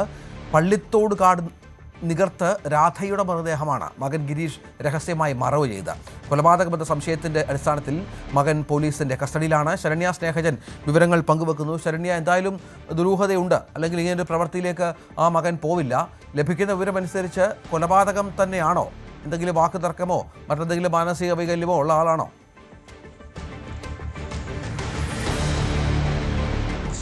രഞ്ജിത്ത്, ഈ ഗിരീഷ് സ്ഥിരം മദ്യപാനിയാണ് എന്നുള്ളതാണ് നാട്ടുകാരും പോലീസും സ്ഥിരീകരിക്കുന്നത്. എപ്പോഴും മദ്യത്തിന് അടിമയായിട്ടുള്ള ഒരാളാണ്. അതുകൊണ്ട് തന്നെ ഇയാളോടൊപ്പം ഭാര്യയോ മക്കളോ ഒന്നുമില്ല. അവർ മറ്റൊരു സ്ഥലത്ത് വാടക വീട്ടിൽ താമസിക്കുകയാണ്. ഗിരീഷും അമ്മ രാധയും മാത്രമാണ് ഈ പള്ളിത്തോട്ടിലെ വീട്ടിൽ ഉണ്ടായിരുന്നത്. ഇന്നലെ രാവിലെ അമ്മ മരണപ്പെട്ടു എന്നുള്ള വിവരമാണ് ഇയാൾ വൈകുന്നേരത്തോടു കൂടി സുഹൃത്തുക്കളടക്കമുള്ള ആളുകളോട് പങ്കുവച്ചത്. മാത്രമല്ല, രാവിലെ മരണപ്പെട്ട അമ്മയെ വീടിനകത്ത് താൻ കുഴിച്ചിട്ടു എന്നുള്ള വിവരം കൂടി ഇയാൾ പങ്കുവച്ചതോടെയാണ് സംഭവത്തിൽ ദുരൂഹത വരുന്നത്. ഒപ്പം ഈ നാട്ടുകാരായ ആളുകൾ പോലീസിനെ വിവരം അറിയിക്കുകയും തുടർന്ന് ഇന്നലെ തന്നെ കുത്തിയതോടെ പോലീസ് ഇയാളെ കസ്റ്റഡിയിൽ എടുക്കുകയും ചെയ്തിരുന്നു. കസ്റ്റഡിയിൽ ഇരിക്കെ ഇയാള് അമ്മ മരണപ്പെട്ടതിനെ തുടർന്ന് കുഴിച്ചിട്ടു എന്ന് മാത്രമാണ് പറഞ്ഞിട്ടുള്ളത്. എങ്കിൽ പോലും സംശയാസ്പദമായ സാഹചര്യമുണ്ട്. കാരണം മരണപ്പെട്ട വിവരം എന്തുകൊണ്ട് നാട്ടുകാരെ അറിയിച്ചില്ല, അല്ലെങ്കിൽ ബന്ധുക്കളെ അറിയിച്ചില്ല എന്നുള്ള ചോദ്യം നിലനിൽക്കുന്നു. ഈ രാധയും, അതായത് മരണപ്പെട്ട രാധയും മകനും മാത്രമാണ് ആ വീട്ടിലുള്ളത്. വീട് തന്നെ ഒരൊറ്റപ്പെട്ട അവസ്ഥയാണ്. ഒരു ചതുപ്പ് നിലം പോലത്തെ പ്രദേശത്താണ് ആ വീട് ഉള്ളത്. ആ വീട്ടിലേക്ക് കടക്കണമെങ്കിൽ പോലും കൃത്യമായൊരു വഴിയോ ഒന്നും സംവിധാനങ്ങളോ ഇല്ലാത്തൊരു സ്ഥലമാണ്. അവിടെയാണ് ഈ അമ്മയും മോനും കൂടി താമസിച്ചിരുന്നത്. മാത്രമല്ല, ഈ മദ്യപിച്ച് വരുന്ന ഘട്ടത്തിൽ ഗിരീഷും അമ്മയും തമ്മിൽ വഴക്കുണ്ടാകാറുണ്ട് എന്നുള്ളതും നാട്ടുകാർ സ്ഥിരീകരിക്കുന്നുണ്ട്. ഇനി ആ രീതിയിൽ മറ്റെന്തെങ്കിലും സംഭവിച്ചിട്ടുണ്ടോ എന്നുള്ള സംശയം കൂടി നിലനിൽക്കുന്നു. എന്തുകൊണ്ടാണ് ഇയാൾ ഈ മൃതദേഹം അല്ലെങ്കിൽ മരണപ്പെട്ട വിവരം ആളുകളെ അറിയിക്കാതിരുന്നുള്ള ചോദ്യമാണ്. ഇന്നലെ വൈകിട്ട് തൊട്ട് ഗിരീഷ് എന്തായാലും കുത്തിയതോട് പോലീസിന്റെ കസ്റ്റഡിയിലാണ്. അല്പസമയം മുമ്പ് RDO എത്തി. RDOയുടെ സാന്നിധ്യത്തിൽ കുത്തിയതോട് പോലീസ് മൃതദേഹം എടുത്തിട്ടുണ്ട്. വീടിനകത്തെ അടുക്കളയുടെ ഭാഗത്തോട് ചേർന്നാണ് ഇവരെ മറവ് ചെയ്തിട്ടുള്ളതായി കണ്ടെത്തിയിട്ടുള്ളത്. ഒപ്പം മൃതദേഹം എടുത്ത് ഇനി പോസ്റ്റ്മോർട്ടം അടക്കമുള്ള നടപടികളിലേക്ക് പോയാൽ മാത്രമേ എങ്ങനെയാണ് മരണം സംഭവിച്ചത് എന്നുള്ളതിനെ സംബന്ധിച്ച് കണ്ടെത്താനാവുകയുള്ളൂ. നിലവിൽ സംശയാസ്പദമായ സാഹചര്യമാണ് ഉള്ളത്. ആ സാഹചര്യത്തിലാണ് ഈ മൃതദേഹം ഇപ്പോൾ കണ്ടെത്തിയിട്ടുള്ളത്. രഞ്ജിത്ത്. ശരണ്യ സ്നേഹജൻ വിവരങ്ങൾ പങ്കുവച്ചു. എറണാകുളം വൈറ്റിലയിൽ സ്ത്രീയെ കൊലപ്പെടുത്തി റെയിൽവേ ട്രാക്കിൽ തള്ളിയ കേസിലെ പ്രതിയുമായി തെളിവെടുപ്പ് നടത്തി പോലീസ്. പെട്ടെന്നുണ്ടായ പ്രകോപനമാണ് സുധാ ബേബിയുടെ കൊലപാതകത്തിലേക്ക് നയിച്ചതെന്നാണ് പ്രതി ഷാജിയുടെ മൊഴി. സുഹൃത്തുക്കളായിരുന്ന ഇരുവരുടെയും ബന്ധത്തിൽ അടുത്തിടെ വിള്ളലുണ്ടായിരുന്നതായും പോലീസ് പറഞ്ഞു. വൈറ്റ്ലയിൽ റെയിൽവേ പാലത്തിന് സമീപം യുവതി കൊല്ലപ്പെട്ട സംഭവത്തിൽ പോലീസ് തെളിവെടുപ്പുകളെല്ലാം തന്നെ പൂർത്തിയാക്കിയിരിക്കുന്നു. ഡിസിപി യുടെ നേതൃത്വത്തിലാണ്, ഡിസിപിയുടെ അശ്വതി ജിജിയുടെ നേതൃത്വത്തിലാണ് തെളിവെടുപ്പ് അടക്കമുള്ള കാര്യങ്ങൾ പൂർത്തീകരിച്ചത്. ഇന്ന് ഇവിടെ എത്തിക്കുകയും ഈ പ്രതി ഷാജിയെ ഇവിടെ റെയിൽവേ ട്രാക്കിന് സമീപം എത്തിക്കുകയും ഇവിടെ നിന്ന് എന്താണ് സംഭവിച്ചത് എന്നതടക്കമുള്ള കാര്യങ്ങൾ, എങ്ങനെയാണ് താൻ കൊലപ്പെടുത്തിയത് എന്നതെല്ലാം തന്നെ വിശദീകരിച്ച് നൽകുകയും ചെയ്തു. പോലീസ് ഉദ്യോഗസ്ഥർക്ക് മുൻപാകെ ഇവർ വിശദീകരിച്ച് നൽകുകയും എല്ലാം തന്നെ ചെയ്തു. ഈ ഭാഗത്താണ് റെയിൽവേ ട്രാക്കിൽ ഇവിടെ യുവതിയുടെ ജഡം കാണപ്പെട്ടത്. അത് പോലീസിനോട് ഇയാൾ പറഞ്ഞിരിക്കുന്നത് അത് കഴിഞ്ഞ കുറച്ച് നാളുകളായി ഇവർ തമ്മിലുള്ള ഒരു അസ്വസ്ഥതകൾ ഉടലെടുത്തിരുന്നു. അവരുമായിട്ടുള്ളൊരു ബന്ധം കഴിഞ്ഞ കുറേ നാളുകളായിട്ട് ഉണ്ടായിരുന്നു. പക്ഷേ ഇവര് തന്റെ കുടുംബ ജീവിതത്തെ ബാധിക്കുമെന്ന രീതിയിലേക്ക് എത്തിയപ്പോൾ ഇവരെ വകവരുത്തണമെന്നതെല്ലാം തന്നെ ഉദ്ദേശിച്ചിരുന്നു. പക്ഷേ കഴിഞ്ഞ ദിവസങ്ങളിൽ ഇവിടേക്ക് എത്തുന്നത് അത്തരമൊരു ഉദ്ദേശത്തോടു കൂടി ആയിരുന്നില്ല. കാര്യങ്ങളെല്ലാം പറഞ്ഞ് മനസ്സിലാക്കണമെന്ന രീതിയിലാണ് ഇവർ ഇവിടെ കണ്ടുമുട്ടുന്നത്. പിന്നീട് ഇവിടെ ഈ പരിസരത്ത് ഇവർ ഇടയ്ക്കെല്ലാം തന്നെ വരുന്ന ഒരിടമായിരുന്നു എന്നാണ് പറഞ്ഞിരിക്കുന്നത്. ഇവിടെ നിന്നുകൊണ്ട് അവരോട് സംസാരിക്കുകയും പക്ഷേ ആ സംസാരം വലിയ തർക്കത്തിലേക്ക് നീങ്ങുകയും ചെയ്തു. അതുകൊണ്ട് കൈകൊണ്ട് ഇടിച്ച് ഇവരുടെ മുഖം വല്ലാതെ അവരെ പരിക്കുപറ്റുകയും മൃതപ്രായമാക്കുകയും ചെയ്തു. പിന്നീട് ആ മരണം ഉറപ്പുവരുത്തുകയും എല്ലാം തന്നെ ചെയ്തു. അതിനുശേഷമാണ് ഈ റെയിൽവേ ട്രാക്കിലേക്ക് അവരെ ഉപേക്ഷിക്കുന്നത്. പക്ഷേ ട്രെയിൻ വരുമെന്ന കരുതിയായിരുന്നു ട്രാക്കിലേക്ക് ഉപേക്ഷിക്കുന്നത്. പക്ഷേ ട്രെയിൻ പതിവായി വരുന്നൊരു ട്രാക്കിലല്ല അവരുടെ ആ മൃതദേഹം കിടന്നത്. കാരണം ഇത് ഷണ്ടിങ് യാർഡിലേക്ക്, മാർഷലിംഗ് യാർഡിലേക്ക് എല്ലാം പോകുന്ന ഒരു കണക്ടിവിറ്റി ലൈനുകളാണ്. ഇതിലൂടെ എല്ലാ സമയവും ട്രെയിൻ വരണമെന്നില്ല. അടുത്ത ട്രാക്കിലൂടെ പോയ ലോക്കോ പൈലറ്റാണ് ഇവരുടെ മൃതദേഹം കാണുകയും തുടർന്ന് പോലീസിനെ അറിയിക്കുകയും ചെയ്തത്. എന്തായാലും ഇത് കൃത്യങ്ങളെല്ലാം ഇയാൾ പോലീസിനോട് സമ്മതിച്ചിട്ടുണ്ട്. നിലവിൽ അവരുടെ തെളിവെടുപ്പ് അടക്കമുള്ള കാര്യങ്ങൾ ഡിസിപി അശ്വതി ജിജിയുടെ നേതൃത്വത്തിൽ പോലീസ് പൂർത്തിയാക്കുകയും ചെയ്തു. പ്രതി കുറ്റം സമ്മതിച്ചു എന്നതാണ് അവർ നേരത്തെ മാധ്യമങ്ങളോട് പറയുകയും ചെയ്തത്. അതെ, നമ്മൾ പ്രതിനെ ഇന്നലെ കസ്റ്റഡിയിൽ എടുത്തതാണ്. അപ്പോൾ ഇന്ന് നമ്മൾ റിമാൻഡ് ചെയ്യും. മോട്ടീവിന്റെ കാര്യത്തിൽ മോട്ടീവ് ഒരുപാട് വർഷമായിട്ടുള്ള റിലേഷൻഷിപ്പാണിത്. അപ്പോൾ ആ റിലേഷൻഷിപ്പ് പ്രതിയുടെ ഫാമിലി ബന്ധത്തിനെ അഫക്റ്റ് ചെയ്യും എന്നുള്ള നിലയ്ക്ക് വന്നപ്പം ഇദ്ദേഹം ഒഴിവാക്കാൻ ശ്രമിച്ചതാണ്. ഒഴിവാക്കി ചെയ്തു. തലയ്ക്കല്ല, ആള് ഫിസ്റ്റ് വെച്ചിട്ട് തന്നെ ഇടിച്ചതാണ്. മൂക്കിനിട്ട് ഇടിച്ചിട്ടുണ്ട്, നല്ല രീതിയിൽ ഇടിച്ചിട്ടുണ്ട്. കണ്ണിനും മൂക്കിനും തലയ്ക്കിട്ടും ഒക്കെ. വേറെ വെപ്പണൊന്നുമില്ല, ഫിസ്റ്റ് തന്നെയാണ്. എന്തായാലും ഒരു ദിവസം പോലും എടുക്കാതെ തന്നെ ഇത്തരം കാര്യങ്ങൾ പ്രതിയിലേക്ക് എത്താനായിട്ട് പോലീസിനെ കഴിഞ്ഞു എന്നതാണ് എടുത്ത് പറയേണ്ടത്. അതിനെ പ്രധാനമായും തന്നെ സഹായിച്ചത് ഇവിടുത്തെ CCTV ദൃശ്യങ്ങൾ, അതോടൊപ്പം തന്നെ ഇവരുടെ കൊല്ലപ്പെട്ട സുധയുടെ മൊബൈൽ ഫോൺ ഇവിടെ നിന്ന് ലഭിച്ചിരുന്നു. അത് ഉപയോഗിച്ചുകൊണ്ട് അതിന് സിം ഊരി മറ്റൊരു ഫോണിലിട്ടുകൊണ്ട് അതിൽ നിന്ന് വിശദാംശങ്ങൾ ശേഖരിച്ച് പോലീസ് വളരെ പെട്ടെന്ന് നടപടികൾ പൂർത്തിയാക്കുകയും ഇയാളിലേക്ക് പ്രതിയിലേക്ക് എല്ലാം തന്നെ എത്തുകയും ചെയ്തു. ഏതായാലും പോലീസിന് തെളിവുകൾ എല്ലാം തന്നെ തെളിവെടുപ്പ് അത് പൂർത്തിയാക്കി. ഒപ്പം തന്നെ ഇയാളുടെ മൊഴിയും രേഖപ്പെടുത്തിയിട്ടുണ്ട്. ഇനിയിപ്പോൾ മറ്റ് നടപടികളിലേക്കെല്ലാം തന്നെ നീങ്ങുകയാണ്. ഒരു ദിവസം പോലീസിന് വലിയ രീതിയിൽ തന്നെ ഒരു ആശയക്കുഴപ്പമുണ്ടാക്കുന്നു. ഒരു യുവതിയുടെ ജഡം കാണുന്നു, വളരെ പെട്ടെന്ന് അത് കൊലപാതകമാണെന്ന് തിരിച്ചറിയുന്നു. എന്നാൽ അത് ആളുകളിലേക്ക് ഒരു പരിഭ്രാന്തി ജനിപ്പിക്കുമ്പോൾ തന്നെ ഇത് കൊലപാതകയിലേക്ക് അടക്കമെത്താൻ പോലീസിന് കഴിയുകയും ചെയ്തു. എറണാകുളം മറൈൻ ഡ്രൈവിൽ കായലിൽ കണ്ടെത്തിയ നവജാത ശിശുവിന്റെ പോസ്റ്റ്മോർട്ടം ഇന്ന്. കളമശ്ശേരി മെഡിക്കൽ കോളേജിലാണ് പോസ്റ്റ്മോർട്ടം. മാസം തികയാതെ ജനിച്ച കുഞ്ഞാണെന്നാണ് പ്രാഥമിക നിഗമനം. ഒരു ദിവസം പഴക്കമുള്ള മൃതദേഹത്തിന്റെ തലയുടെ പിന്നിൽ മുറിവുണ്ട്. സംഭവത്തിൽ കേസെടുത്ത പോലീസ് അന്വേഷണം ആരംഭിച്ചിട്ടുണ്ട്.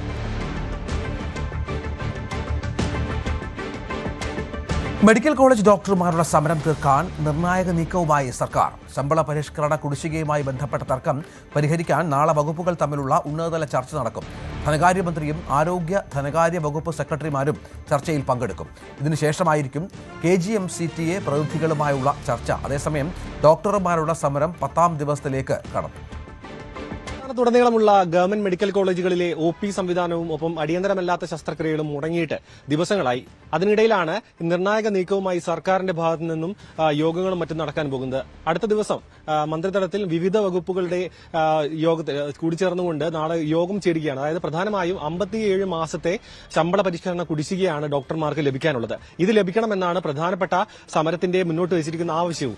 അത് അംഗീകരിക്കാനായിട്ടുള്ള ബുദ്ധിമുട്ടുകൾ അത് പലതവണ ആരോഗ്യമന്ത്രിയുമായും മുഖ്യമന്ത്രിയുമായി നടത്തിയ ചർച്ചകളിൽ തീരുമാനമാകാതെ അലസിപ്പിരിക്കുകയായിരുന്നു. അതിലാണ് ഇനി സർക്കാർ തലത്തിൽ ഒരു ഇടപെടൽ അല്ലെങ്കിൽ ഒരു വിവിധ വകുപ്പുകൾ തമ്മിൽ ഏകോപനത്തോടു കൂടിയുള്ള ഒരു ഇപ്പോഴുള്ള പ്രതിസന്ധികളെല്ലാം മറികടന്നുകൊണ്ട് ഈ ഒരു കാര്യത്തിൽ ഒരു തീരുമാനം ഉണ്ടാക്കുക എന്ന ലക്ഷ്യത്തോടു കൂടിയാണ് ഇപ്പോൾ അടുത്ത ദിവസം നാളെ ഈ ഒരു വിഷയത്തിൽ വകുപ്പ് തലത്തിൽ ചർച്ച നടക്കാൻ പോകുന്നത്. ഇതിൽ പ്രധാനമായും പറയുന്നത് വലിയൊരു കുടിശ്ശികയാണ്.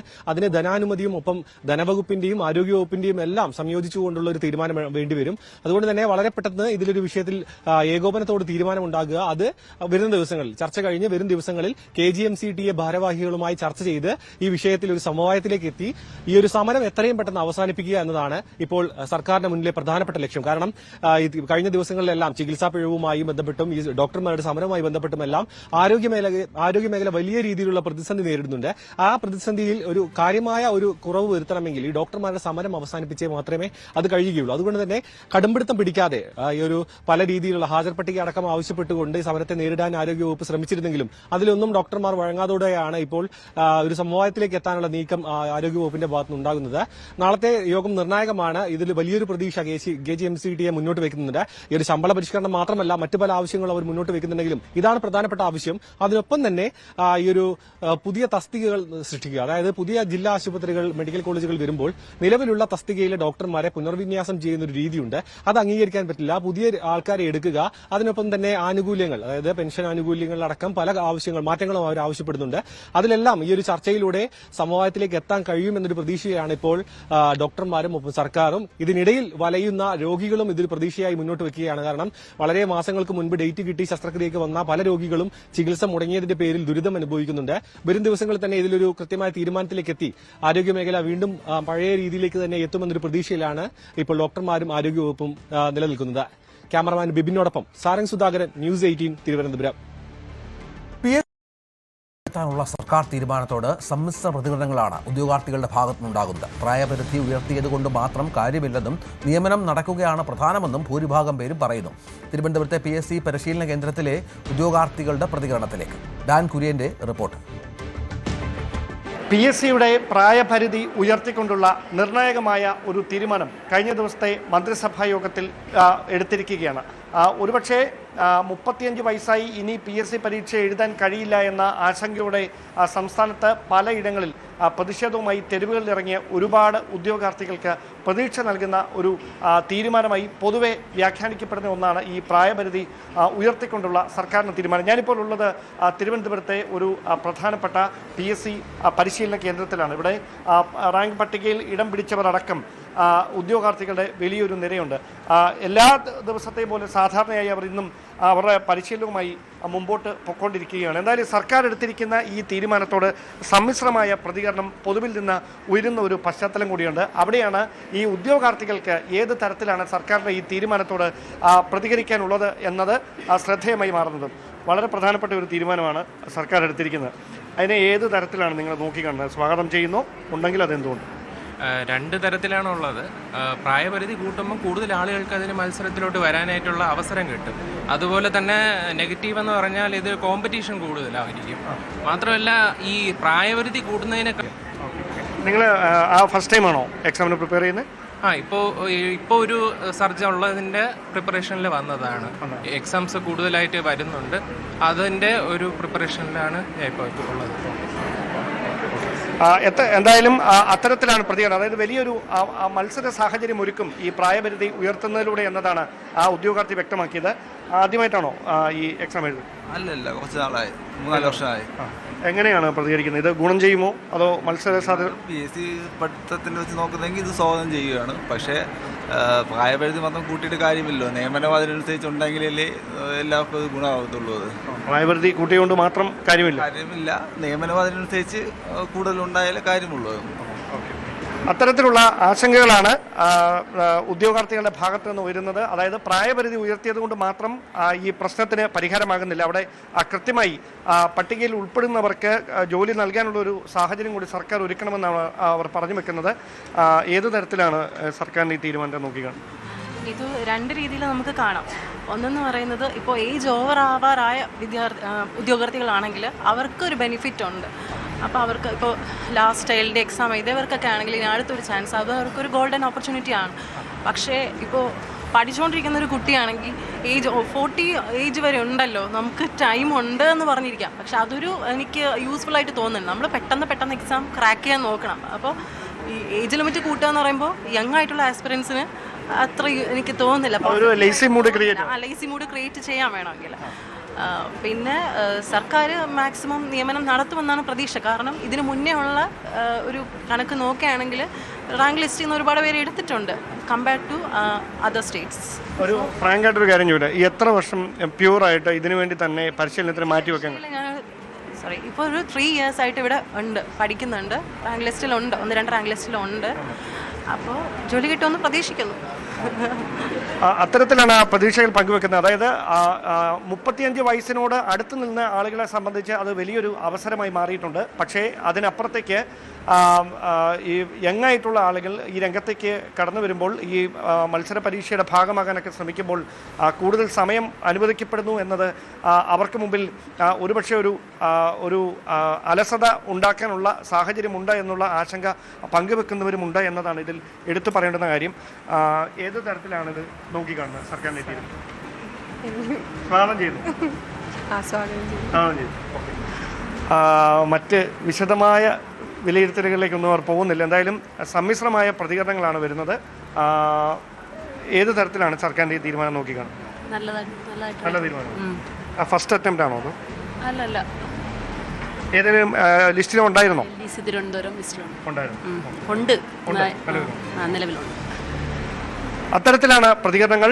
അതായത് സർക്കാർ ഇങ്ങനെ ഒരു തീരുമാനം എടുത്തത് കൊണ്ട് മാത്രം ആയില്ല, അതിനപ്പുറത്തേക്ക് റാങ്ക് ലിസ്റ്റിൽ ഇടം പിടിക്കുന്നവർക്ക് യഥാസമയം ജോലി നൽകാനുള്ള ഒരു അവസരം കൂടി, അതിനുള്ള സാഹചര്യം കൂടി ഒരുക്കിയാൽ മാത്രമേ ഈ പ്രായപരിധി ഉയർത്തിക്കൊണ്ടുള്ള തീരുമാനത്തിന് അർത്ഥവത്തായ ഒരു പര്യവസാനം ഉണ്ടാകുകയുള്ളൂ എന്നൊരു പൊതു അഭിപ്രായമാണ് ഉദ്യോഗാർത്ഥികളുടെ ഇടയിൽ നിന്ന് ഉയരുന്നത്. എന്തായാലും ഏത് തരത്തിലായിരിക്കും ഇതുമായി ബന്ധപ്പെട്ട തുടർ നീക്കങ്ങൾ ഇനി ഉണ്ടാകുക എന്നത് കാത്തിരുന്ന് തന്നെ കാണേണ്ടി വരും. തിരുവനന്തപുരത്തെ പ്രതികരണമാണ് കണ്ടത്. ഇനി കണ്ണൂരിൽ നിന്നും കൊച്ചിയിൽ നിന്നുമുള്ള ഉദ്യോഗാർത്ഥികൾ ഈ വിഷയത്തോട് പ്രതികരിച്ചു. അവരുടെ വാക്കുകൾ. സർക്കാരിൻ്റെ തീരുമാനം നല്ല തീരുമാനമാണ്. ഈ 35 വയസ്സ് എന്നുള്ളത് 40 വയസ്സാക്കി മുന്നേ എടുക്കേണ്ടതായിരുന്നു. ഇപ്പോൾ ആക്കിയതിൽ നമ്മളെപ്പോലത്തെ യുവാക്കൾക്ക് വളരെയധികം സന്തോഷം നൽകുന്നതാണ് ഈ തീരുമാനം. നല്ല കാര്യമാണിത്. പിന്നെ സർക്കാർ എടുത്തൊരു നല്ല നിലപാടാണിത്. കാരണം ഇതിനായിട്ട് അവസരം കാത്ത് ഈ ഒരു PSC മാത്രം എഴുതിയിട്ട് ഇതിനു വേണ്ടി കുറേ എക്സാമും കാര്യങ്ങളും എഴുതി ലാസ്റ്റ് ചാൻസ് ഇത് കൈവിട്ടു പോയാൽ അവർ മാനസികമായി തളർന്ന ഒരു അവസ്ഥ വരെ വരുന്നവരുണ്ട് ചിലവർ. അപ്പോൾ അവർക്കെല്ലാം ഇതൊരു ആശ്വാസമാണ്. എൻ്റെ 30 വയസ്സ് മുതൽ PSC പരീക്ഷ എഴുതാൻ തുടങ്ങിയതാണ്. 30 മുതൽ 35 വയസ്സ് വരെ ഉള്ള പരീക്ഷകളിലെല്ലാം എഴുതിയിരുന്നു. പല ലിസ്റ്റുകളിലും ഇടം നേടിയിരുന്നു. പക്ഷേ നിർഭാഗ്യവശാൽ പല ലിസ്റ്റിൽ നിന്നും റാങ്ക് ലിസ്റ്റ് കാലാവധി കഴിഞ്ഞതിനാൽ പുറന്തള്ളപ്പെടുന്ന ഒരു സാഹചര്യമാണ് ഉണ്ടായത്. അപ്പോൾ ആ സാഹചര്യം ഇനിയുള്ള യുവതീയുവാക്കന്മാർക്ക് ഇല്ലാതിരിക്കാൻ ഇങ്ങനെയുള്ള തീരുമാനം വളരെയധികം ഗുണം ചെയ്യും. പ്രായം കൂട്ടിയിട്ട് കാര്യമില്ല, നമ്മൾ കൊല്ലങ്ങളായിട്ട് PSCക്ക് നടക്കുമല്ലേ. അല്ലെങ്കിൽ ജോലി കിട്ടിയാൽ പിന്നെ കുഴപ്പമില്ല. ഈ ജോലിക്ക് കിട്ടാൻ 2-3 വർഷത്തിന് ഇങ്ങനെ കാത്തിരിപ്പ് കുറെ നാളിങ്ങനെ ആവുമല്ലോ.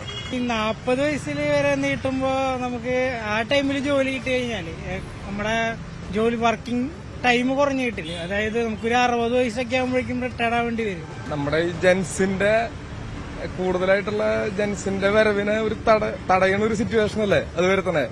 കാരണം ഇവർക്ക് അധികം നാള് വർക്ക് ചെയ്യാനും പറ്റില്ല. എന്നാൽ പുതിയ കയറി വരുന്ന തലമുറയ്ക്ക് സാധ്യത കുറയ്ക്കുക എന്നുള്ളൊരു സിറ്റുവേഷൻ ആണല്ലോ ഇതിൽ കൂടി സംഭവിക്കുന്നത്. ഇപ്പൊ ഇലക്ഷന്റെ ഒരു സ്റ്റണ്ട് ആണല്ലോ. ഇലക്ഷൻ ആയതുകൊണ്ടുള്ള ഒരു വോട്ട് കിട്ടാനായിട്ടുള്ള ഒരു പരിപാടികൾ, അതുപോലെ വേറെ ഒരുപാട് കാര്യങ്ങൾ ചെയ്യാനുണ്ട്. It's just part of it, അത്രേ ഉള്ളൂ. പ്രായം ഉയർത്തിയത് ഗുണമാണ്, കുഴപ്പമൊന്നുമില്ല. അവസരം കിട്ടും. പെട്ടെന്ന് 35 വയസ്സല്ലേ, പെട്ടെന്ന് 40 കുറച്ചുകൂടെ പ്രതീക്ഷ കിട്ടി. 40-45 അത് ശരിയായിട്ടില്ല, ശരിയല്ല. എന്ന് വെച്ചാൽ താഴെ കിടക്കുന്ന ഒരുപാട് ആൾക്കാർ ഇവിടെ ഉണ്ട്. തൊഴിലഭ്യസ്തരായ ആൾക്കാർ അവർക്ക് ജോലി കിട്ടാൻ വേണ്ടി കിട്ടാത്തതുകൊണ്ടാണ് ഓരോ പിള്ളേർ വിദേശത്ത് മറ്റു രാജ്യങ്ങളൊക്കെ പോയി ജോലി ചെയ്യുന്നത്. ഇവിടെ ആവശ്യത്തിന് ജോലിയുണ്ട്, പക്ഷെ അതിനുള്ള സാഹചര്യം സർക്കാർ ഒതുക്കുന്നില്ല. കെട്ടിട പരിശോധനയിൽ കോഴിക്കോട് കോർപ്പറേഷന്റെ ഭാഗത്ത് വീഴ്ച വന്നോ എന്ന് അന്വേഷിക്കുമെന്ന് മന്ത്രി മുഹമ്മദ് റിയാസ്. പരിശോധനയിൽ വീഴ്ച വരുത്തിയിട്ടുണ്ടെങ്കിൽ ഉദ്യോഗസ്ഥർക്കെതിരെ നടപടിയുണ്ടാകും. സംസ്ഥാനത്തെ പഴയ കെട്ടിടങ്ങളിൽ പരിശോധന നടത്തുമെന്നും മന്ത്രി പറഞ്ഞു. തദ്ദേശ സ്വയംഭരണ വകുപ്പ് മന്ത്രി ശ്രീ എം പി രാജേഷുമായി ഈ വിഷയം ചർച്ച ചെയ്തിരുന്നു. കർക്കശമായ നിലപാട് ഈ വിഷയത്തിൽ സ്വീകരിക്കും എന്ന സർക്കാരിൻ്റെ നിലപാട് അദ്ദേഹം തന്നെ അറിയിച്ചിട്ടുണ്ട്. മേയറുമായി സംസാരിച്ചതിൻ്റെ ഭാഗമായി കോർപ്പറേഷൻ്റെ നിലപാടുകൾ പൊതുവെ ശക്തമാക്കി മുന്നോട്ട് പോകുമെന്നാണ് പറഞ്ഞിട്ടുള്ളത്. ഇത്തരം കെട്ടിടങ്ങൾ കോഴിക്കോട് നഗരത്തിൽ അതിൻ്റെ സ്ട്രക്ചറൽ സ്റ്റെബിലിറ്റി കോർപ്പറേഷൻ്റെ എഞ്ചിനീയറിംഗ് വിഭാഗം പരിശോധിച്ചിട്ടുണ്ടോ, പരിശോധിച്ചതിൽ ഏതെങ്കിലും ഉദ്യോഗസ്ഥർ കണ്ണടച്ചിട്ടുണ്ടോ, അതൊക്കെ തന്നെ ഗൗരവമായ അന്വേഷണം വിധേയമാക്കേണ്ടതുണ്ട്. അതാണ് സർക്കാരിൻ്റെ നിലപാട്. അത്തരം നിലപാട് സ്വീകരിച്ച ഉദ്യോഗസ്ഥരുണ്ടെങ്കിൽ അവർക്കെതിരെ അതിശക്തമായ നിലപാട് സ്വീകരിക്കണം. ഒരാളെയും വെറുതെ വിടാൻ പാടില്ല. നിലവിൽ കോഴിക്കോട് നഗരത്തിൽ കെട്ടിടങ്ങളുടെ സ്ട്രക്ചറൽ സ്റ്റെബിലിറ്റി ഗൗരവമായി കോർപ്പറേഷൻ പരിശോധിക്കേണ്ടതുണ്ട്. അത് മേയറോട് സംസാരിച്ചിട്ടുണ്ട്. മേയർ അതിൻ്റെ പ്രവർത്തനം ആരംഭിച്ചു എന്നാണ് അദ്ദേഹം പറഞ്ഞിട്ടുള്ളത്. ഒരു വിട്ടുവീഴ്ച ഇത്തരം കാര്യങ്ങൾ ചെയ്യാൻ വേണ്ടി പാടില്ല. ഇതെല്ലാവരും ചേർന്നുകൊണ്ട് ചെയ്യേണ്ട കാര്യമാണ്. എല്ലാവരും ചേർന്ന് നിൽക്കണം. ആരോഗ്യമന്ത്രിക്ക് നേരെ യൂത്ത് കോൺഗ്രസിന്റെ പ്രതിഷേധം. കണ്ണൂരിലാണ് സംഭവം. ഇരിക്കൂറിലും കൊടുവള്ളിയിലും ആയിപ്പുഴയിലുമായിരുന്നു കരിങ്കൊടി പ്രതിഷേധം. കരിങ്കൊടിയെ പൂമാലയായി സ്വീകരിക്കുന്നുവെന്നാണ് മന്ത്രിയുടെ മറുപടി.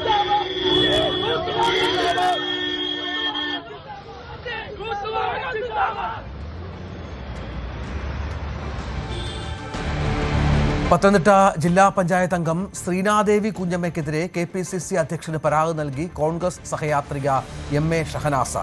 സാമൂഹ്യ മാധ്യമങ്ങളിൽ അപവാദ പ്രചരണം നടത്തുന്നുവെന്നാണ് പരാതി.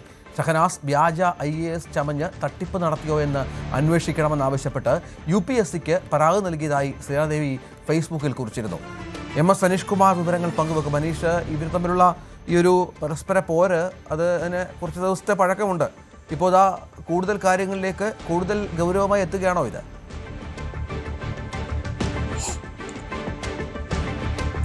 തീർച്ചയായും രാഹുൽ മാങ്കൂട്ടത്തിനെതിരായ പീഡന പരാതികൾ പുറത്തു വന്നതിനെ തുടർന്നാണ് MA ഷഹനാസ് തനിക്ക് നേരെയും മോശമായ രീതിയിലുള്ള പെരുമാറ്റം അല്ലെങ്കിൽ അതിൻ്റെ സൂചനകളുള്ള പെരുമാറ്റം രാഹുൽ മാങ്കൂട്ടത്തിൻ്റെ ഭാഗത്തു നിന്നും ഉണ്ടായി എന്ന് വെളിപ്പെടുത്തി മാധ്യമങ്ങളെ കാണുകയും പിന്നീട് ഫേസ്ബുക്ക് പോസ്റ്റ് ഇടുകയും ചെയ്തത്. ഇതേ തുടർന്നാണ് ശ്രീനാദേവി കുഞ്ഞമ്മയും ഇവരും തമ്മിൽ വലിയ പോരാട്ടം സൈബറിടത്ത് നടന്നത്. പ്രത്യേകിച്ചും രാഹുൽ മാങ്കൂട്ടത്തെ അനുകൂലിക്കുന്ന നിലപാടാണ് ശ്രീനാദേവി കുഞ്ഞമ്മ നേരത്തെ മുതൽ, അതായത് CPIയിൽ നിന്ന സമയം മുതൽ അത്തരം നിലപാടെടുത്തിരുന്നു. പിന്നീട് കോൺഗ്രസിലെത്തിയപ്പോഴും ആ നിലപാടുകൾ ആവർത്തിക്കുകയാണ് ചെയ്തത്. എന്തായാലും കഴിഞ്ഞ 2 ആഴ്ച മുമ്പ് ചില വെളിപ്പെടുത്തലുകൾ ഷഹനാസ് നടത്തിയിരുന്നു. അതേ തുടർന്ന് സോഷ്യൽ മീഡിയ, പ്രത്യേകിച്ചും കോൺഗ്രസിൻ്റെ സൈബർ ഇടങ്ങളിൽ നിന്നും വലിയ ആക്രമണം ഇവർക്ക് നേരിടേണ്ടി വന്നിരുന്നു. ഇതേ തുടർന്ന് മുഖ്യമന്ത്രിക്കടക്കം പരാതി നൽകുന്ന സാഹചര്യമുണ്ടായി. ഇതിന് പിന്നാലെയാണ് ഇന്നലെ ഈ ശ്രീനാദേവി കുഞ്ഞമ്മയുടെ ഭാഗത്തു നിന്നും നിങ്ങൾക്ക് IAS ലഭിച്ചില്ലേ എന്ന് ചോദിക്കുമ്പോൾ മെഹന്തി ഇടുന്ന പടമിടുന്നു, 2 ID കാർഡില്ലേ എന്ന് ചോദിക്കുമ്പോൾ ബീച്ചിൽ ഇരുന്ന് കുമിളവിടുന്ന പടമിടുന്നു,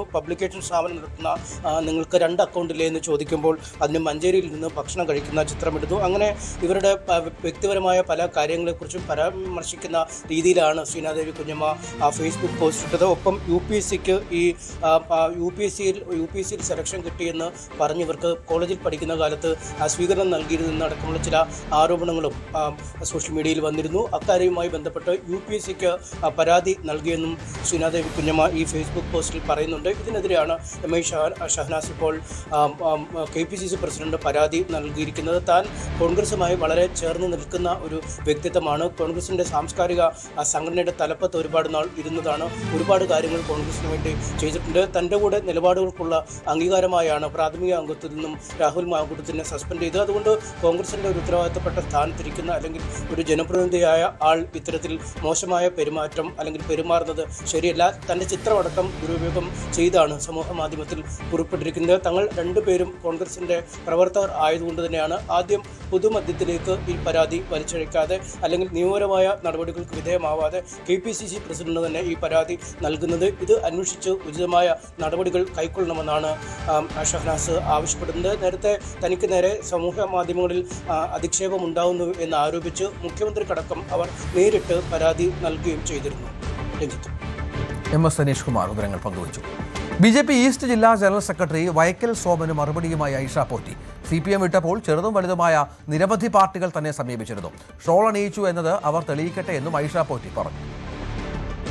ഷാൾ അണിയിച്ചു എന്ന് പറഞ്ഞെങ്കിൽ തെളിയിക്കട്ടെ. ഷാൾ അണിയിച്ചു എന്ന് പറഞ്ഞാൽ ഞാൻ എല്ലാ കാര്യങ്ങളും തുറന്നു പറയുന്ന ആളാണല്ലോ. എനിക്കതിനെന്താ വിരോധമുള്ളത്? എല്ലാവരും എന്നോട് സംസാരിച്ചിരുന്നു. ചെറുതും വലുതുമായ പാർട്ടികൾ, പ്രമുഖമായ പാർട്ടികൾ ഉൾപ്പെടെ അതിൻ്റെ നേതാക്കൾ എന്നോട് സംസാരിച്ചിരുന്നു. ഞാൻ പറഞ്ഞല്ലോ, അതിനി പുതിയതായിട്ട് ആരും പറയേണ്ട ആവശ്യമില്ല.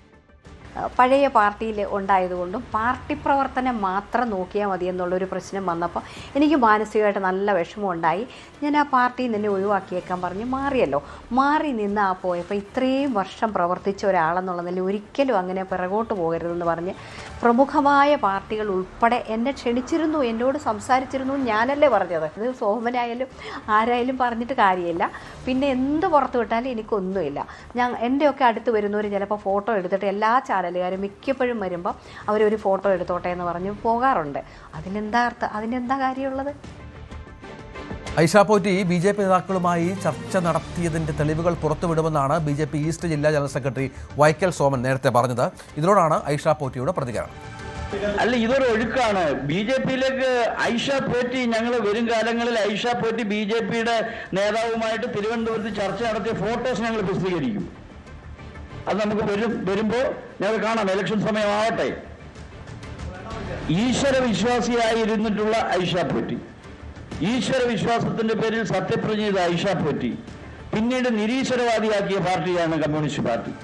പോറ്റി എന്ന പേരിട്ടത് കമ്മ്യൂണിസ്റ്റ് പാർട്ടിയാണെന്നാണ് ഐഷ വക്കീൽ പറഞ്ഞത്. ഇവിടെ എൻ്റെ അച്ഛൻ ഐഷ എന്നായിട്ട് എനിക്ക് പോറ്റി എന്നുള്ള പേര് തന്നത് കമ്മ്യൂണിസ്റ്റ് പാർട്ടിയാണെന്നാണ് പറഞ്ഞത്. അപ്പോൾ ഈ പേരിടിയിൽ കർമ്മം വരെ നിർവഹിക്കുന്ന വർഗീയമായി ജാതീയമായിട്ടുള്ള ചേരുതിരിവിന് വേണ്ടി അല്ലേ എന്ന് നമ്മൾ ചിന്തിക്കണം. ഐഷ പോറ്റി ചർച്ച നടത്തി ഷാൾ സ്വീകരിച്ചിട്ടുള്ള ഫോട്ടോ വരുന്ന 2 ഇലക്ഷൻ ടൈമിൽ ഞങ്ങൾ പ്രസിദ്ധീകരിക്കാം. BJPയായിട്ട് ചർച്ച നടത്തിയോ ഇല്ലയോ എന്നൊക്കെ ആയമ്മ പറയേണ്ടി വരും. അതിനുള്ള പ്രൂഫ് ഞങ്ങളുടെ കുറിച്ചുണ്ട്, ഞങ്ങൾ പറയാം. അത് അലസിയ കാര്യങ്ങളൊക്കെ ഇനി ചത്ത കുഞ്ഞിന്റെ ജാതകം വായിച്ചിട്ട് കാര്യമില്ല. നമുക്ക് ഫോട്ടോ ഇറക്കാം, ഇത് എവിടെയാണ് ചർച്ച നടത്തിയെന്ന്. ഇതുപോലെ നിങ്ങൾക്കൊരു വിരുന്ന് നമ്മൾ ഒരുക്കുന്നുണ്ട്. ആണവ കരാർ സംബന്ധിച്ച് ഇറാൻ അമേരിക്ക നിർണായക ചർച്ച നാളെ ജനീവയിൽ. നയതന്ത്ര ചർച്ചകൾക്ക് മുൻഗണന നൽകിയാൽ കരാർ കയ്യെത്തും ദൂരത്തുനിന്നാണ് ഇറാന്റെ പ്രതികരണം. നയതന്ത്രത്തിലൂടെ പരിഹാരത്തിനാണ് മുൻഗണനയെന്ന് പറഞ്ഞ പ്രസിഡന്റ് ഡൊണാൾഡ് ട്രംപ് അമേരിക്ക വരെ എത്താൻ ശേഷിയുള്ള മിസൈലുകൾ ഇറാൻ വികസിപ്പിക്കുകയാണെന്നും വിമർശിച്ചു. ആണവ സമ്പുഷ്ടീകരണത്തിൽ ഇറാൻ മുന്നോട്ട് വെക്കുന്ന ബദൽ നിർദ്ദേശങ്ങളും ഉപരോധങ്ങളിൽ പിൻവലിക്കുന്നതിൽ അമേരിക്കയുടെ നിലപാടിനെയും ആശ്രയിച്ചിരിക്കും 3ാം റൗണ്ട് ചർച്ചകളുടെ ഭാവി. ഒരു വശത്ത് നയതന്ത്ര ചർച്ചകളും മറുവശത്ത് സൈനിക ഒരുക്കങ്ങളും. അമേരിക്കയും ഇറാനും രണ്ടും കൽപ്പിച്ച് മുന്നോട്ട് കുതിക്കുന്നതിനിടെ പ്രതീക്ഷാവഹമാണ് ഇറാൻ വിദേശകാര്യമന്ത്രിയുടെ പ്രതികരണം. നയതന്ത്ര ചർച്ചകൾക്ക് മുൻഗണന നൽകിയാൽ ചുരുങ്ങിയ സമയത്തിനുള്ളിൽ ആണവ കരാർ സാധ്യമെന്നാണ് ഇറാൻ വിദേശകാര്യമന്ത്രിയുടെ ട്വീറ്റ്. ന്യായവും നീതിയുക്തവുമായ ഒരു കരാറിലെത്താനുള്ള നിശ്ചയദാർഢ്യത്തിലാണ് ഇറാനെന്നും ആണവായുധം വികസിപ്പിക്കില്ലെന്നും ട്വീറ്റിൽ ഉറപ്പു നൽകുന്നു. ബദൽ നിർദ്ദേശങ്ങളുടെ രൂപരേഖയുമായി ജനീവയിൽ 3ാം റൗണ്ട് ചർച്ചയ്ക്ക് ഇറാൻ എത്തുമ്പോൾ ഈ വാക്കുകൾ സമാധാനത്തിന്റെ കണികയാണ്. എന്നാൽ US കോൺഗ്രസിൽ ഇറാനെ വിമർശിച്ചും നയതന്ത്ര വഴി അടഞ്ഞിട്ടില്ലെന്നും വ്യക്തമാക്കുന്നതാണ് ഡൊണാൾഡ് ട്രംപിന്റെ വാക്കുകൾ. അമേരിക്ക വരെ എത്തുന്ന മിസൈൽ വികസിപ്പിക്കുകയാണ് ഇറാൻ എന്നാണ് വിമർശനം. ആഭ്യന്തര പ്രക്ഷോഭങ്ങളിൽ ഇറാൻ ഭരണകൂടം കൊന്നൊടുക്കിയത് 32,000-ഓളം പേരെയെന്നും ട്രംപ് പറയുന്നു. They've killed at least, it looks like, 32,000 protesters. 32,000 protesters in their own country. We shot them and hung them. We stopped them from hanging a lot of them with the threat of serious violence. This is some terrible people. They've already developed missiles that can threaten Europe and our bases overseas, and they're working to build missiles that will soon reach the United States of America. നിർണായക വിവരങ്ങൾ നൽകാൻ American രഹസ്യാന്വേഷണ ഏജൻസിയായ CIA-യുമായി ബന്ധപ്പെടുന്നതിന് ഫാർസി ഭാഷയിൽ പുറത്തിറക്കിയ video വൈറലായി പ്രചരിക്കുകയാണ്. Uranium സമ്പുഷ്ടീകരണം സമ്പൂർണ്ണമായി ഉപേക്ഷിക്കാൻ Iran തയ്യാറാകില്ല. 3 വർഷത്തേക്ക് യുറേനിയം സമ്പുഷ്ടീകരണം നിർത്തിവെക്കാൻ ഇറാൻ തയ്യാറായേക്കുമെന്ന് റിപ്പോർട്ടുകളുണ്ട്. ഇറാന്റെ ആണവ കേന്ദ്രങ്ങളിൽ അന്താരാഷ്ട്ര ആണവോർജ്ജ ഏജൻസിയുടെ പരിശോധനകൾക്കും അവസരമൊരുക്കും. ഇറാന് മേൽ ഏർപ്പെടുത്തിയിട്ടുള്ള ഉപരോധങ്ങൾ എത്രത്തോളം പിൻവലിക്കും എന്നതിനെ ആശ്രയിച്ചിരിക്കും മൂന്നാം റൗണ്ട് ചർച്ച. ആണവ കരാർ ബുദ്ധിമുട്ടാണെങ്കിലും അസാധ്യമല്ലെന്ന് ചുരുക്കം. സിറിയയിലെ അൽത്താൻഫ് ബേസിൽ നിന്ന് അമേരിക്ക സൈനികരെ തിരിച്ചു വിളിച്ചു. ഇറാനെ ആക്രമിച്ചാലുള്ള ഭവിഷ്യത്തുകളിലെ ആശങ്ക സംയുക്ത സൈനിക തലവൻ ട്രംപിനെ കഴിഞ്ഞ ദിവസം ബോധ്യപ്പെടുത്തിയിരുന്നു. യുദ്ധത്തിന് സജ്ജമാകുമ്പോഴും അമേരിക്കയ്ക്ക് ആശങ്കകളുണ്ടെന്ന് വ്യക്തമാക്കുന്നതാണ് പുറത്തുവരുന്ന വിവരങ്ങൾ. അമേരിക്കയുടെ USS ജെറാഡ് ഫോർഡ് യുദ്ധവാഹിനി കപ്പലിലെ സ്യൂയജ് പ്രശ്നങ്ങൾ ഒന്നാം പേജിൽ വാർത്തയാക്കിയാണ് ഇറാൻ ദിനപത്രങ്ങളുടെ പരിഹാസം. ചൈനയിൽ നിന്ന് ആന്റിഷിപ്പ് ക്രൂയിസ് മിസൈലുകൾ വാങ്ങാനുള്ള ഇറാന്റെ നീക്കം അന്തിമഘട്ടത്തിലാണ്. News desk news 18. പ്രധാനമന്ത്രി നരേന്ദ്രമോദി ഇന്ത്യൻ സമയം ഇന്ന് രാത്രി 9 മണിക്ക് ഇസ്രായേൽ പാർലമെന്റ് സെനറ്റിനെ അഭിസംബോധന ചെയ്യും. ആദ്യമായാണ് ഒരു ഇന്ത്യൻ ഭരണാധികാരി സെനറ്റിൽ സംസാരിക്കുന്നത്. 2 ദിവസത്തെ ഇസ്രായേൽ സന്ദർശനത്തിനായി പ്രധാനമന്ത്രി ഇസ്രായേലിലേക്ക് തിരിച്ചു.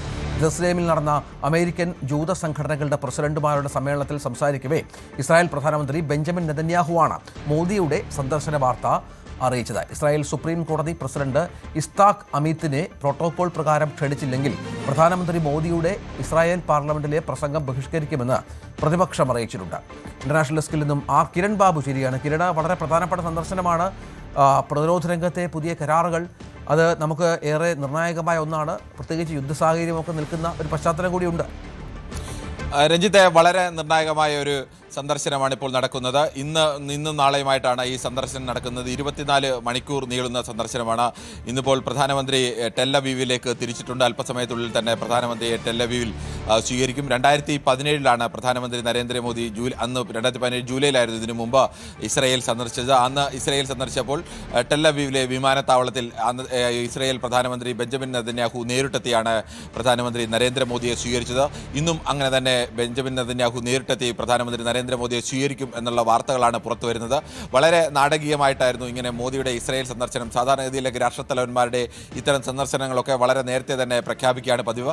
എന്നാൽ ഇത് അങ്ങനെ ആയിരുന്നില്ല. വളരെ നാടകീയമായിട്ടാണ് വിവിധ ജൂത സംഘടനകളുടെ തലവന്മാരുമായി കഴിഞ്ഞ ദിവസം നടന്ന ഒരു സമ്മേളനത്തിൽ അവിടെ വെച്ചാണ് ഇങ്ങനെ ഒരു പ്രഖ്യാപനം നടത്തുന്നത്. അന്ന് തന്നെ ഒരു ചില രാഷ്ട്രീയ പ്രാധാന്യമൊക്കെ ഉണ്ട്. ജൂത സംഘടനകളുടെ തലവന്മാരുടെ ഒരു യോഗത്തിലാണ് ബെഞ്ചമിൻ നെതന്യാഹു പ്രധാനമന്ത്രി നാളെ നമ്മുടെ ഇസ്രായേൽ പാർലമെന്റായ നെസറ്റിലേക്ക് ഒരാൾ വരുന്നുണ്ട്, അത് നരേന്ദ്രമോദിയാണ് എന്നുള്ള പ്രഖ്യാപനം നടത്തുന്നത്. അങ്ങനെയാണ് ഇത് ലോകം ഇങ്ങനെ ഒരു വാർത്ത അറിയുന്നത്. എന്തായാലും ഇന്ത്യയും ഇസ്രായേലുമായി സുപ്രധാനമായ ചില കരാറുകൾ സംബന്ധിച്ച് ചർച്ചകളൊക്കെ നടക്കുന്നുണ്ട്. അതോടൊപ്പം തന്നെ ഇസ്രായേൽ കാലങ്ങളായി കുടിയേറിയ ഇന്ത്യൻ ജൂത സമൂഹമുണ്ട്. ഈ ജൂത സമൂഹവുമായും കൂടിക്കാഴ്ച നടത്തുന്നുണ്ട് ഇസ്രായേൽ. പക്ഷേ പ്രധാനമന്ത്രി നരേന്ദ്രമോദിയുടെ വരവിനെ ഇസ്രായേലിലെ പ്രതിപക്ഷ കക്ഷികൾ പ്രതിഷേധവുമായി രംഗത്തുണ്ട്. ഈ സമയത്ത് ഇങ്ങനെ ഒരു വരവിനെ അവർ എതിർക്കുന്നുണ്ട്. അതോടൊപ്പം തന്നെ അവിടുത്തെ സുപ്രീം കോടതിയുടെ പ്രസിഡന്റിനെ കൂടി ഇതിലേക്ക് പ്രോട്ടോകോൾ പ്രകാരം ഔദ്യോഗികമായി ക്ഷണിക്കേണ്ടതാണ്. പക്ഷേ അങ്ങനെ ഒരു ക്ഷണം ഉണ്ടായിട്ടില്ല. അതുകൊണ്ട് ഞങ്ങൾ അതിന് ഈ പ്രധാനമന്ത്രി നരേന്ദ്രമോദി നെസറ്റിൽ സംസാരിക്കുമ്പോൾ ഞങ്ങൾ പ്രതിഷേധിക്കും അല്ലെങ്കിൽ ബഹിഷ്കരിക്കും എന്നുള്ള ഒരു ആഹ്വാനം മുഴക്കിയിട്ടുണ്ട്. ഏതായാലും വളരെ പ്രധാനമായ സന്ദർശനത്തിലാണ് പ്രധാനമന്ത്രി ഇപ്പോൾ ഉള്ളത്. കുറച്ചുനാൾ മുൻപ് ജലസംരക്ഷണത്തിന്റെ മാതൃക സൃഷ്ടിച്ച കാട്ടാക്കടയിൽ ഇപ്പോൾ AI വിപ്ലവത്തിന്റെ കാലമാണ്. ഡിജിറ്റൽ സാങ്കേതിക വിദ്യകളുടെ സഹായത്തോടെയും AI ഉപയോഗപ്പെടുത്തിയും തയ്യാറാക്കിയ കാട്ടാൽ @IT നോ യുവർ കാട്ടാക്കട ഇൻസ്റ്റി എന്ന മൊബൈൽ ആപ്ലിക്കേഷൻ ധനമന്ത്രി KN ബാലഗോപാൽ പ്രീലോഞ്ച് ചെയ്തു. കാട്ടാക്കടയെക്കുറിച്ചുള്ള സമഗ്ര വിവരങ്ങൾ ഈ ആപ്പിലൂടെ വിരൽത്തുമ്പിൽ ലഭിക്കും. കാട്ടാക്കടയിലെ വികസന സാധ്യതകൾ എല്ലാവർക്കും ഒരുപോലെ പ്രയോജനപ്പെടും വിധമാണ് കാട്ടാൽ @IT know your Kattakkada instantly app രൂപകൽപ്പന ചെയ്തിരിക്കുന്നത്. മണ്ഡലത്തിലെ വിവിധ സേവനങ്ങളെയും പദ്ധതികളെയും കുറിച്ചുള്ള വിവരങ്ങൾ ചോദിക്കാനും ആർട്ടിഫിഷ്യൽ ഇന്റലിജൻസ് അധിഷ്ഠിതമായ ചാറ്റ് ബോക്സ് വഴി ഉടൻ മറുപടി ലഭിക്കാനുമുള്ള സംവിധാനം വിദ്യാർത്ഥികൾക്കും പൊതുജനങ്ങൾക്കും വലിയൊരു മുതൽക്കൂട്ടാകും. ഡിജിറ്റൽ യുഗത്തിലെ കാട്ടാക്കടയുടെ പ്രയാണം അഭിമാനകരമാണെന്ന് പ്രീ ലോഞ്ചിംഗ് നിർവഹിച്ച ധനമന്ത്രി KN ബാലഗോപാൽ പറഞ്ഞു. വികസന യാത്രയിലെ പുതിയൊരു തുടക്കമാണെന്ന് കാട്ടാക്കടയുടെ MLA IB സതീഷും വിശദീകരിച്ചു. ഞങ്ങൾ വിദ്യാർത്ഥികളോട് പറഞ്ഞത് അവരുടെ സഹായത്തോടെ ഈ AI കാട്ടാൽ ആർട്ടിഫിഷ്യൽ ഇന്റലിജൻസിന്റെ സാധ്യത ഉപയോഗപ്പെടുത്തി സമഗ്രമായ ഒരു വിവര സഞ്ചയം തയ്യാറാക്കണം.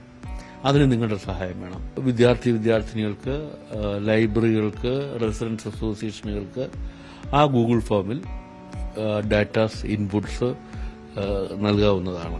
ഗീതു ശിവകുമാർ കാട്ടാൽ @IT ആപ്പിന്റെ പ്രവർത്തനങ്ങൾ പരിചയപ്പെടുത്തി.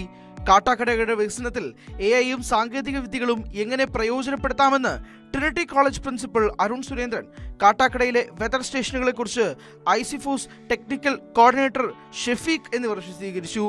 സാങ്കേതിക വിദ്യകളുടെ സഹായത്തോടെ മണ്ഡലത്തിൽ നടപ്പാക്കുന്ന പുതിയ കാർഷിക പദ്ധതികളും ചടങ്ങിൽ പ്രഖ്യാപിച്ചു. ഏപ്രിലിൽ വിളപ്പിൽ പഞ്ചായത്തിൽ 1 ഏക്കറിൽ നെല്ലും പള്ളിച്ചൽ പഞ്ചായത്തിൽ 1 ഏക്കറിൽ പച്ചക്കറിയും കൃഷി തുടങ്ങും. കാട്ടാക്കടയിൽ കൃഷി ചെയ്യുന്ന തണ്ണിമത്തൻ യങ് ഇന്ത്യൻസുമായി ചേർന്ന് ബ്രാൻഡ് ചെയ്ത് വിപണിയിലെത്തിക്കും. കാലാവസ്ഥാ നിരീക്ഷണം, കൃഷി മാനേജ്മെന്റ്, വിളകളുടെ ആരോഗ്യ പരിശോധന എന്നിവയിൽ സാങ്കേതിക വിദ്യയുടെ പ്രായോഗിക ഉപയോഗം വിശദീകരിക്കുന്ന ഡ്രോൺ എക്സ്പോയും സംഘടിപ്പിച്ചിരുന്നു.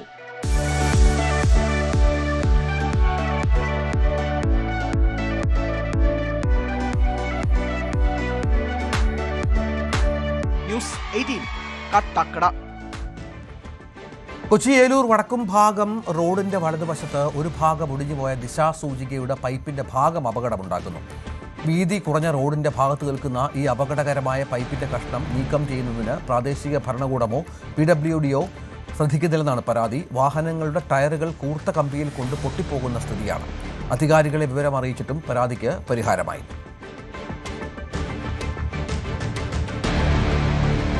ഏലൂർ വടക്കും ഭാഗത്ത് വായനശാലയ്ക്ക് സമീപത്തായി ദിശാസൂചിക നാട്ടിയിരുന്നൊരു പൈപ്പ് ഒടിച്ച് ഏതാണ്ട് കൂർത്ത അഗ്രതയോടുകൂടി അവിടെ നിന്നിരുന്നു. വളരെ വീതി കുറഞ്ഞ റൂട്ടിൽ ഒരു ട്രാൻസ്പോർട്ട് ബസ് വന്നു കഴിഞ്ഞപ്പോൾ ഞാൻ എൻ്റെ വണ്ടി ഒതുക്കിയത് മൂലം എൻ്റെ ഫ്രണ്ടിലെ ടയർ പൊട്ടി ആ കമ്പിയിൽ കൊണ്ട് പൊട്ടിപ്പോയി. എനിക്ക് ഏകദേശം 17,000 രൂപയുടെ നഷ്ടമാണ് വന്നത്. കേരള PWDയുടെയും അല്ലെങ്കിൽ മുനിസിപ്പാലിറ്റിയുടെയും നിരുത്തരവാദിത്തപരമായ ഒരു പെരുമാറ്റം കൊണ്ടാണ്, അല്ലെങ്കിൽ ഉത്തരവാദിത്തമില്ലായ്മ കൊണ്ടാണ് എനിക്ക് ആ അപകടം സംഭവിച്ചതെന്നാണ് ഞാൻ വിശ്വസിക്കുന്നത്. ഇനി സ്വർണം വെള്ളി നിരക്കുകൾ. കവിത ഗോൾഡ് ആൻഡ് ഡയമണ്ട്സ് ഇന്നത്തെ സ്വർണം വെള്ളി നിരക്കുകൾ നിങ്ങൾക്കായി സമർപ്പിച്ചത് Kavitha gold and diamonds, the versatile jeweller. സ്വർണം 22 ക്യാരറ്റ് ഗ്രാമിന് 14,840, പവന് 1,18,720. സ്വർണം 18 ക്യാരറ്റ് ഗ്രാമിന് 12,255, പവന് 98,040. വെള്ളി ഗ്രാമിന് 285, കിലോയ്ക്ക് 2,85,000. കവിത ഗോൾഡ് ആൻഡ് ഡയമണ്ട്സ് ഇന്നത്തെ സ്വർണം വെള്ളി നിരക്കുകൾ നിങ്ങൾക്കായി സമർപ്പിക്കുന്നത് Kavitha gold and diamonds, the versatile jeweller. ഒരു മണി വാർത്ത പൂർണ്ണമാവുകയാണ്. ഇനി സ്പോട്ട് ലൈവ് കാണാം. നമസ്കാരം.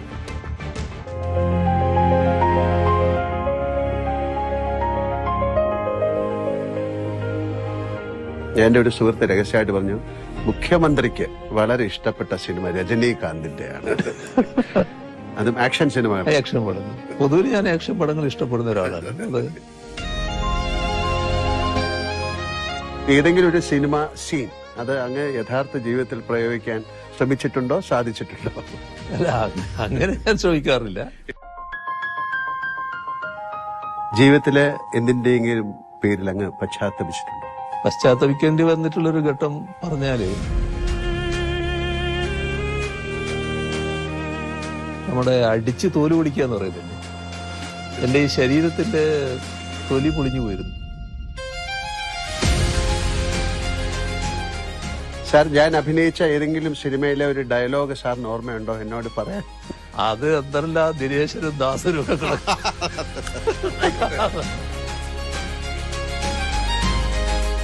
എന്റെ കേരളം, അങ്ങയുടെ കേരളം, നമ്മുടെ കേരളം.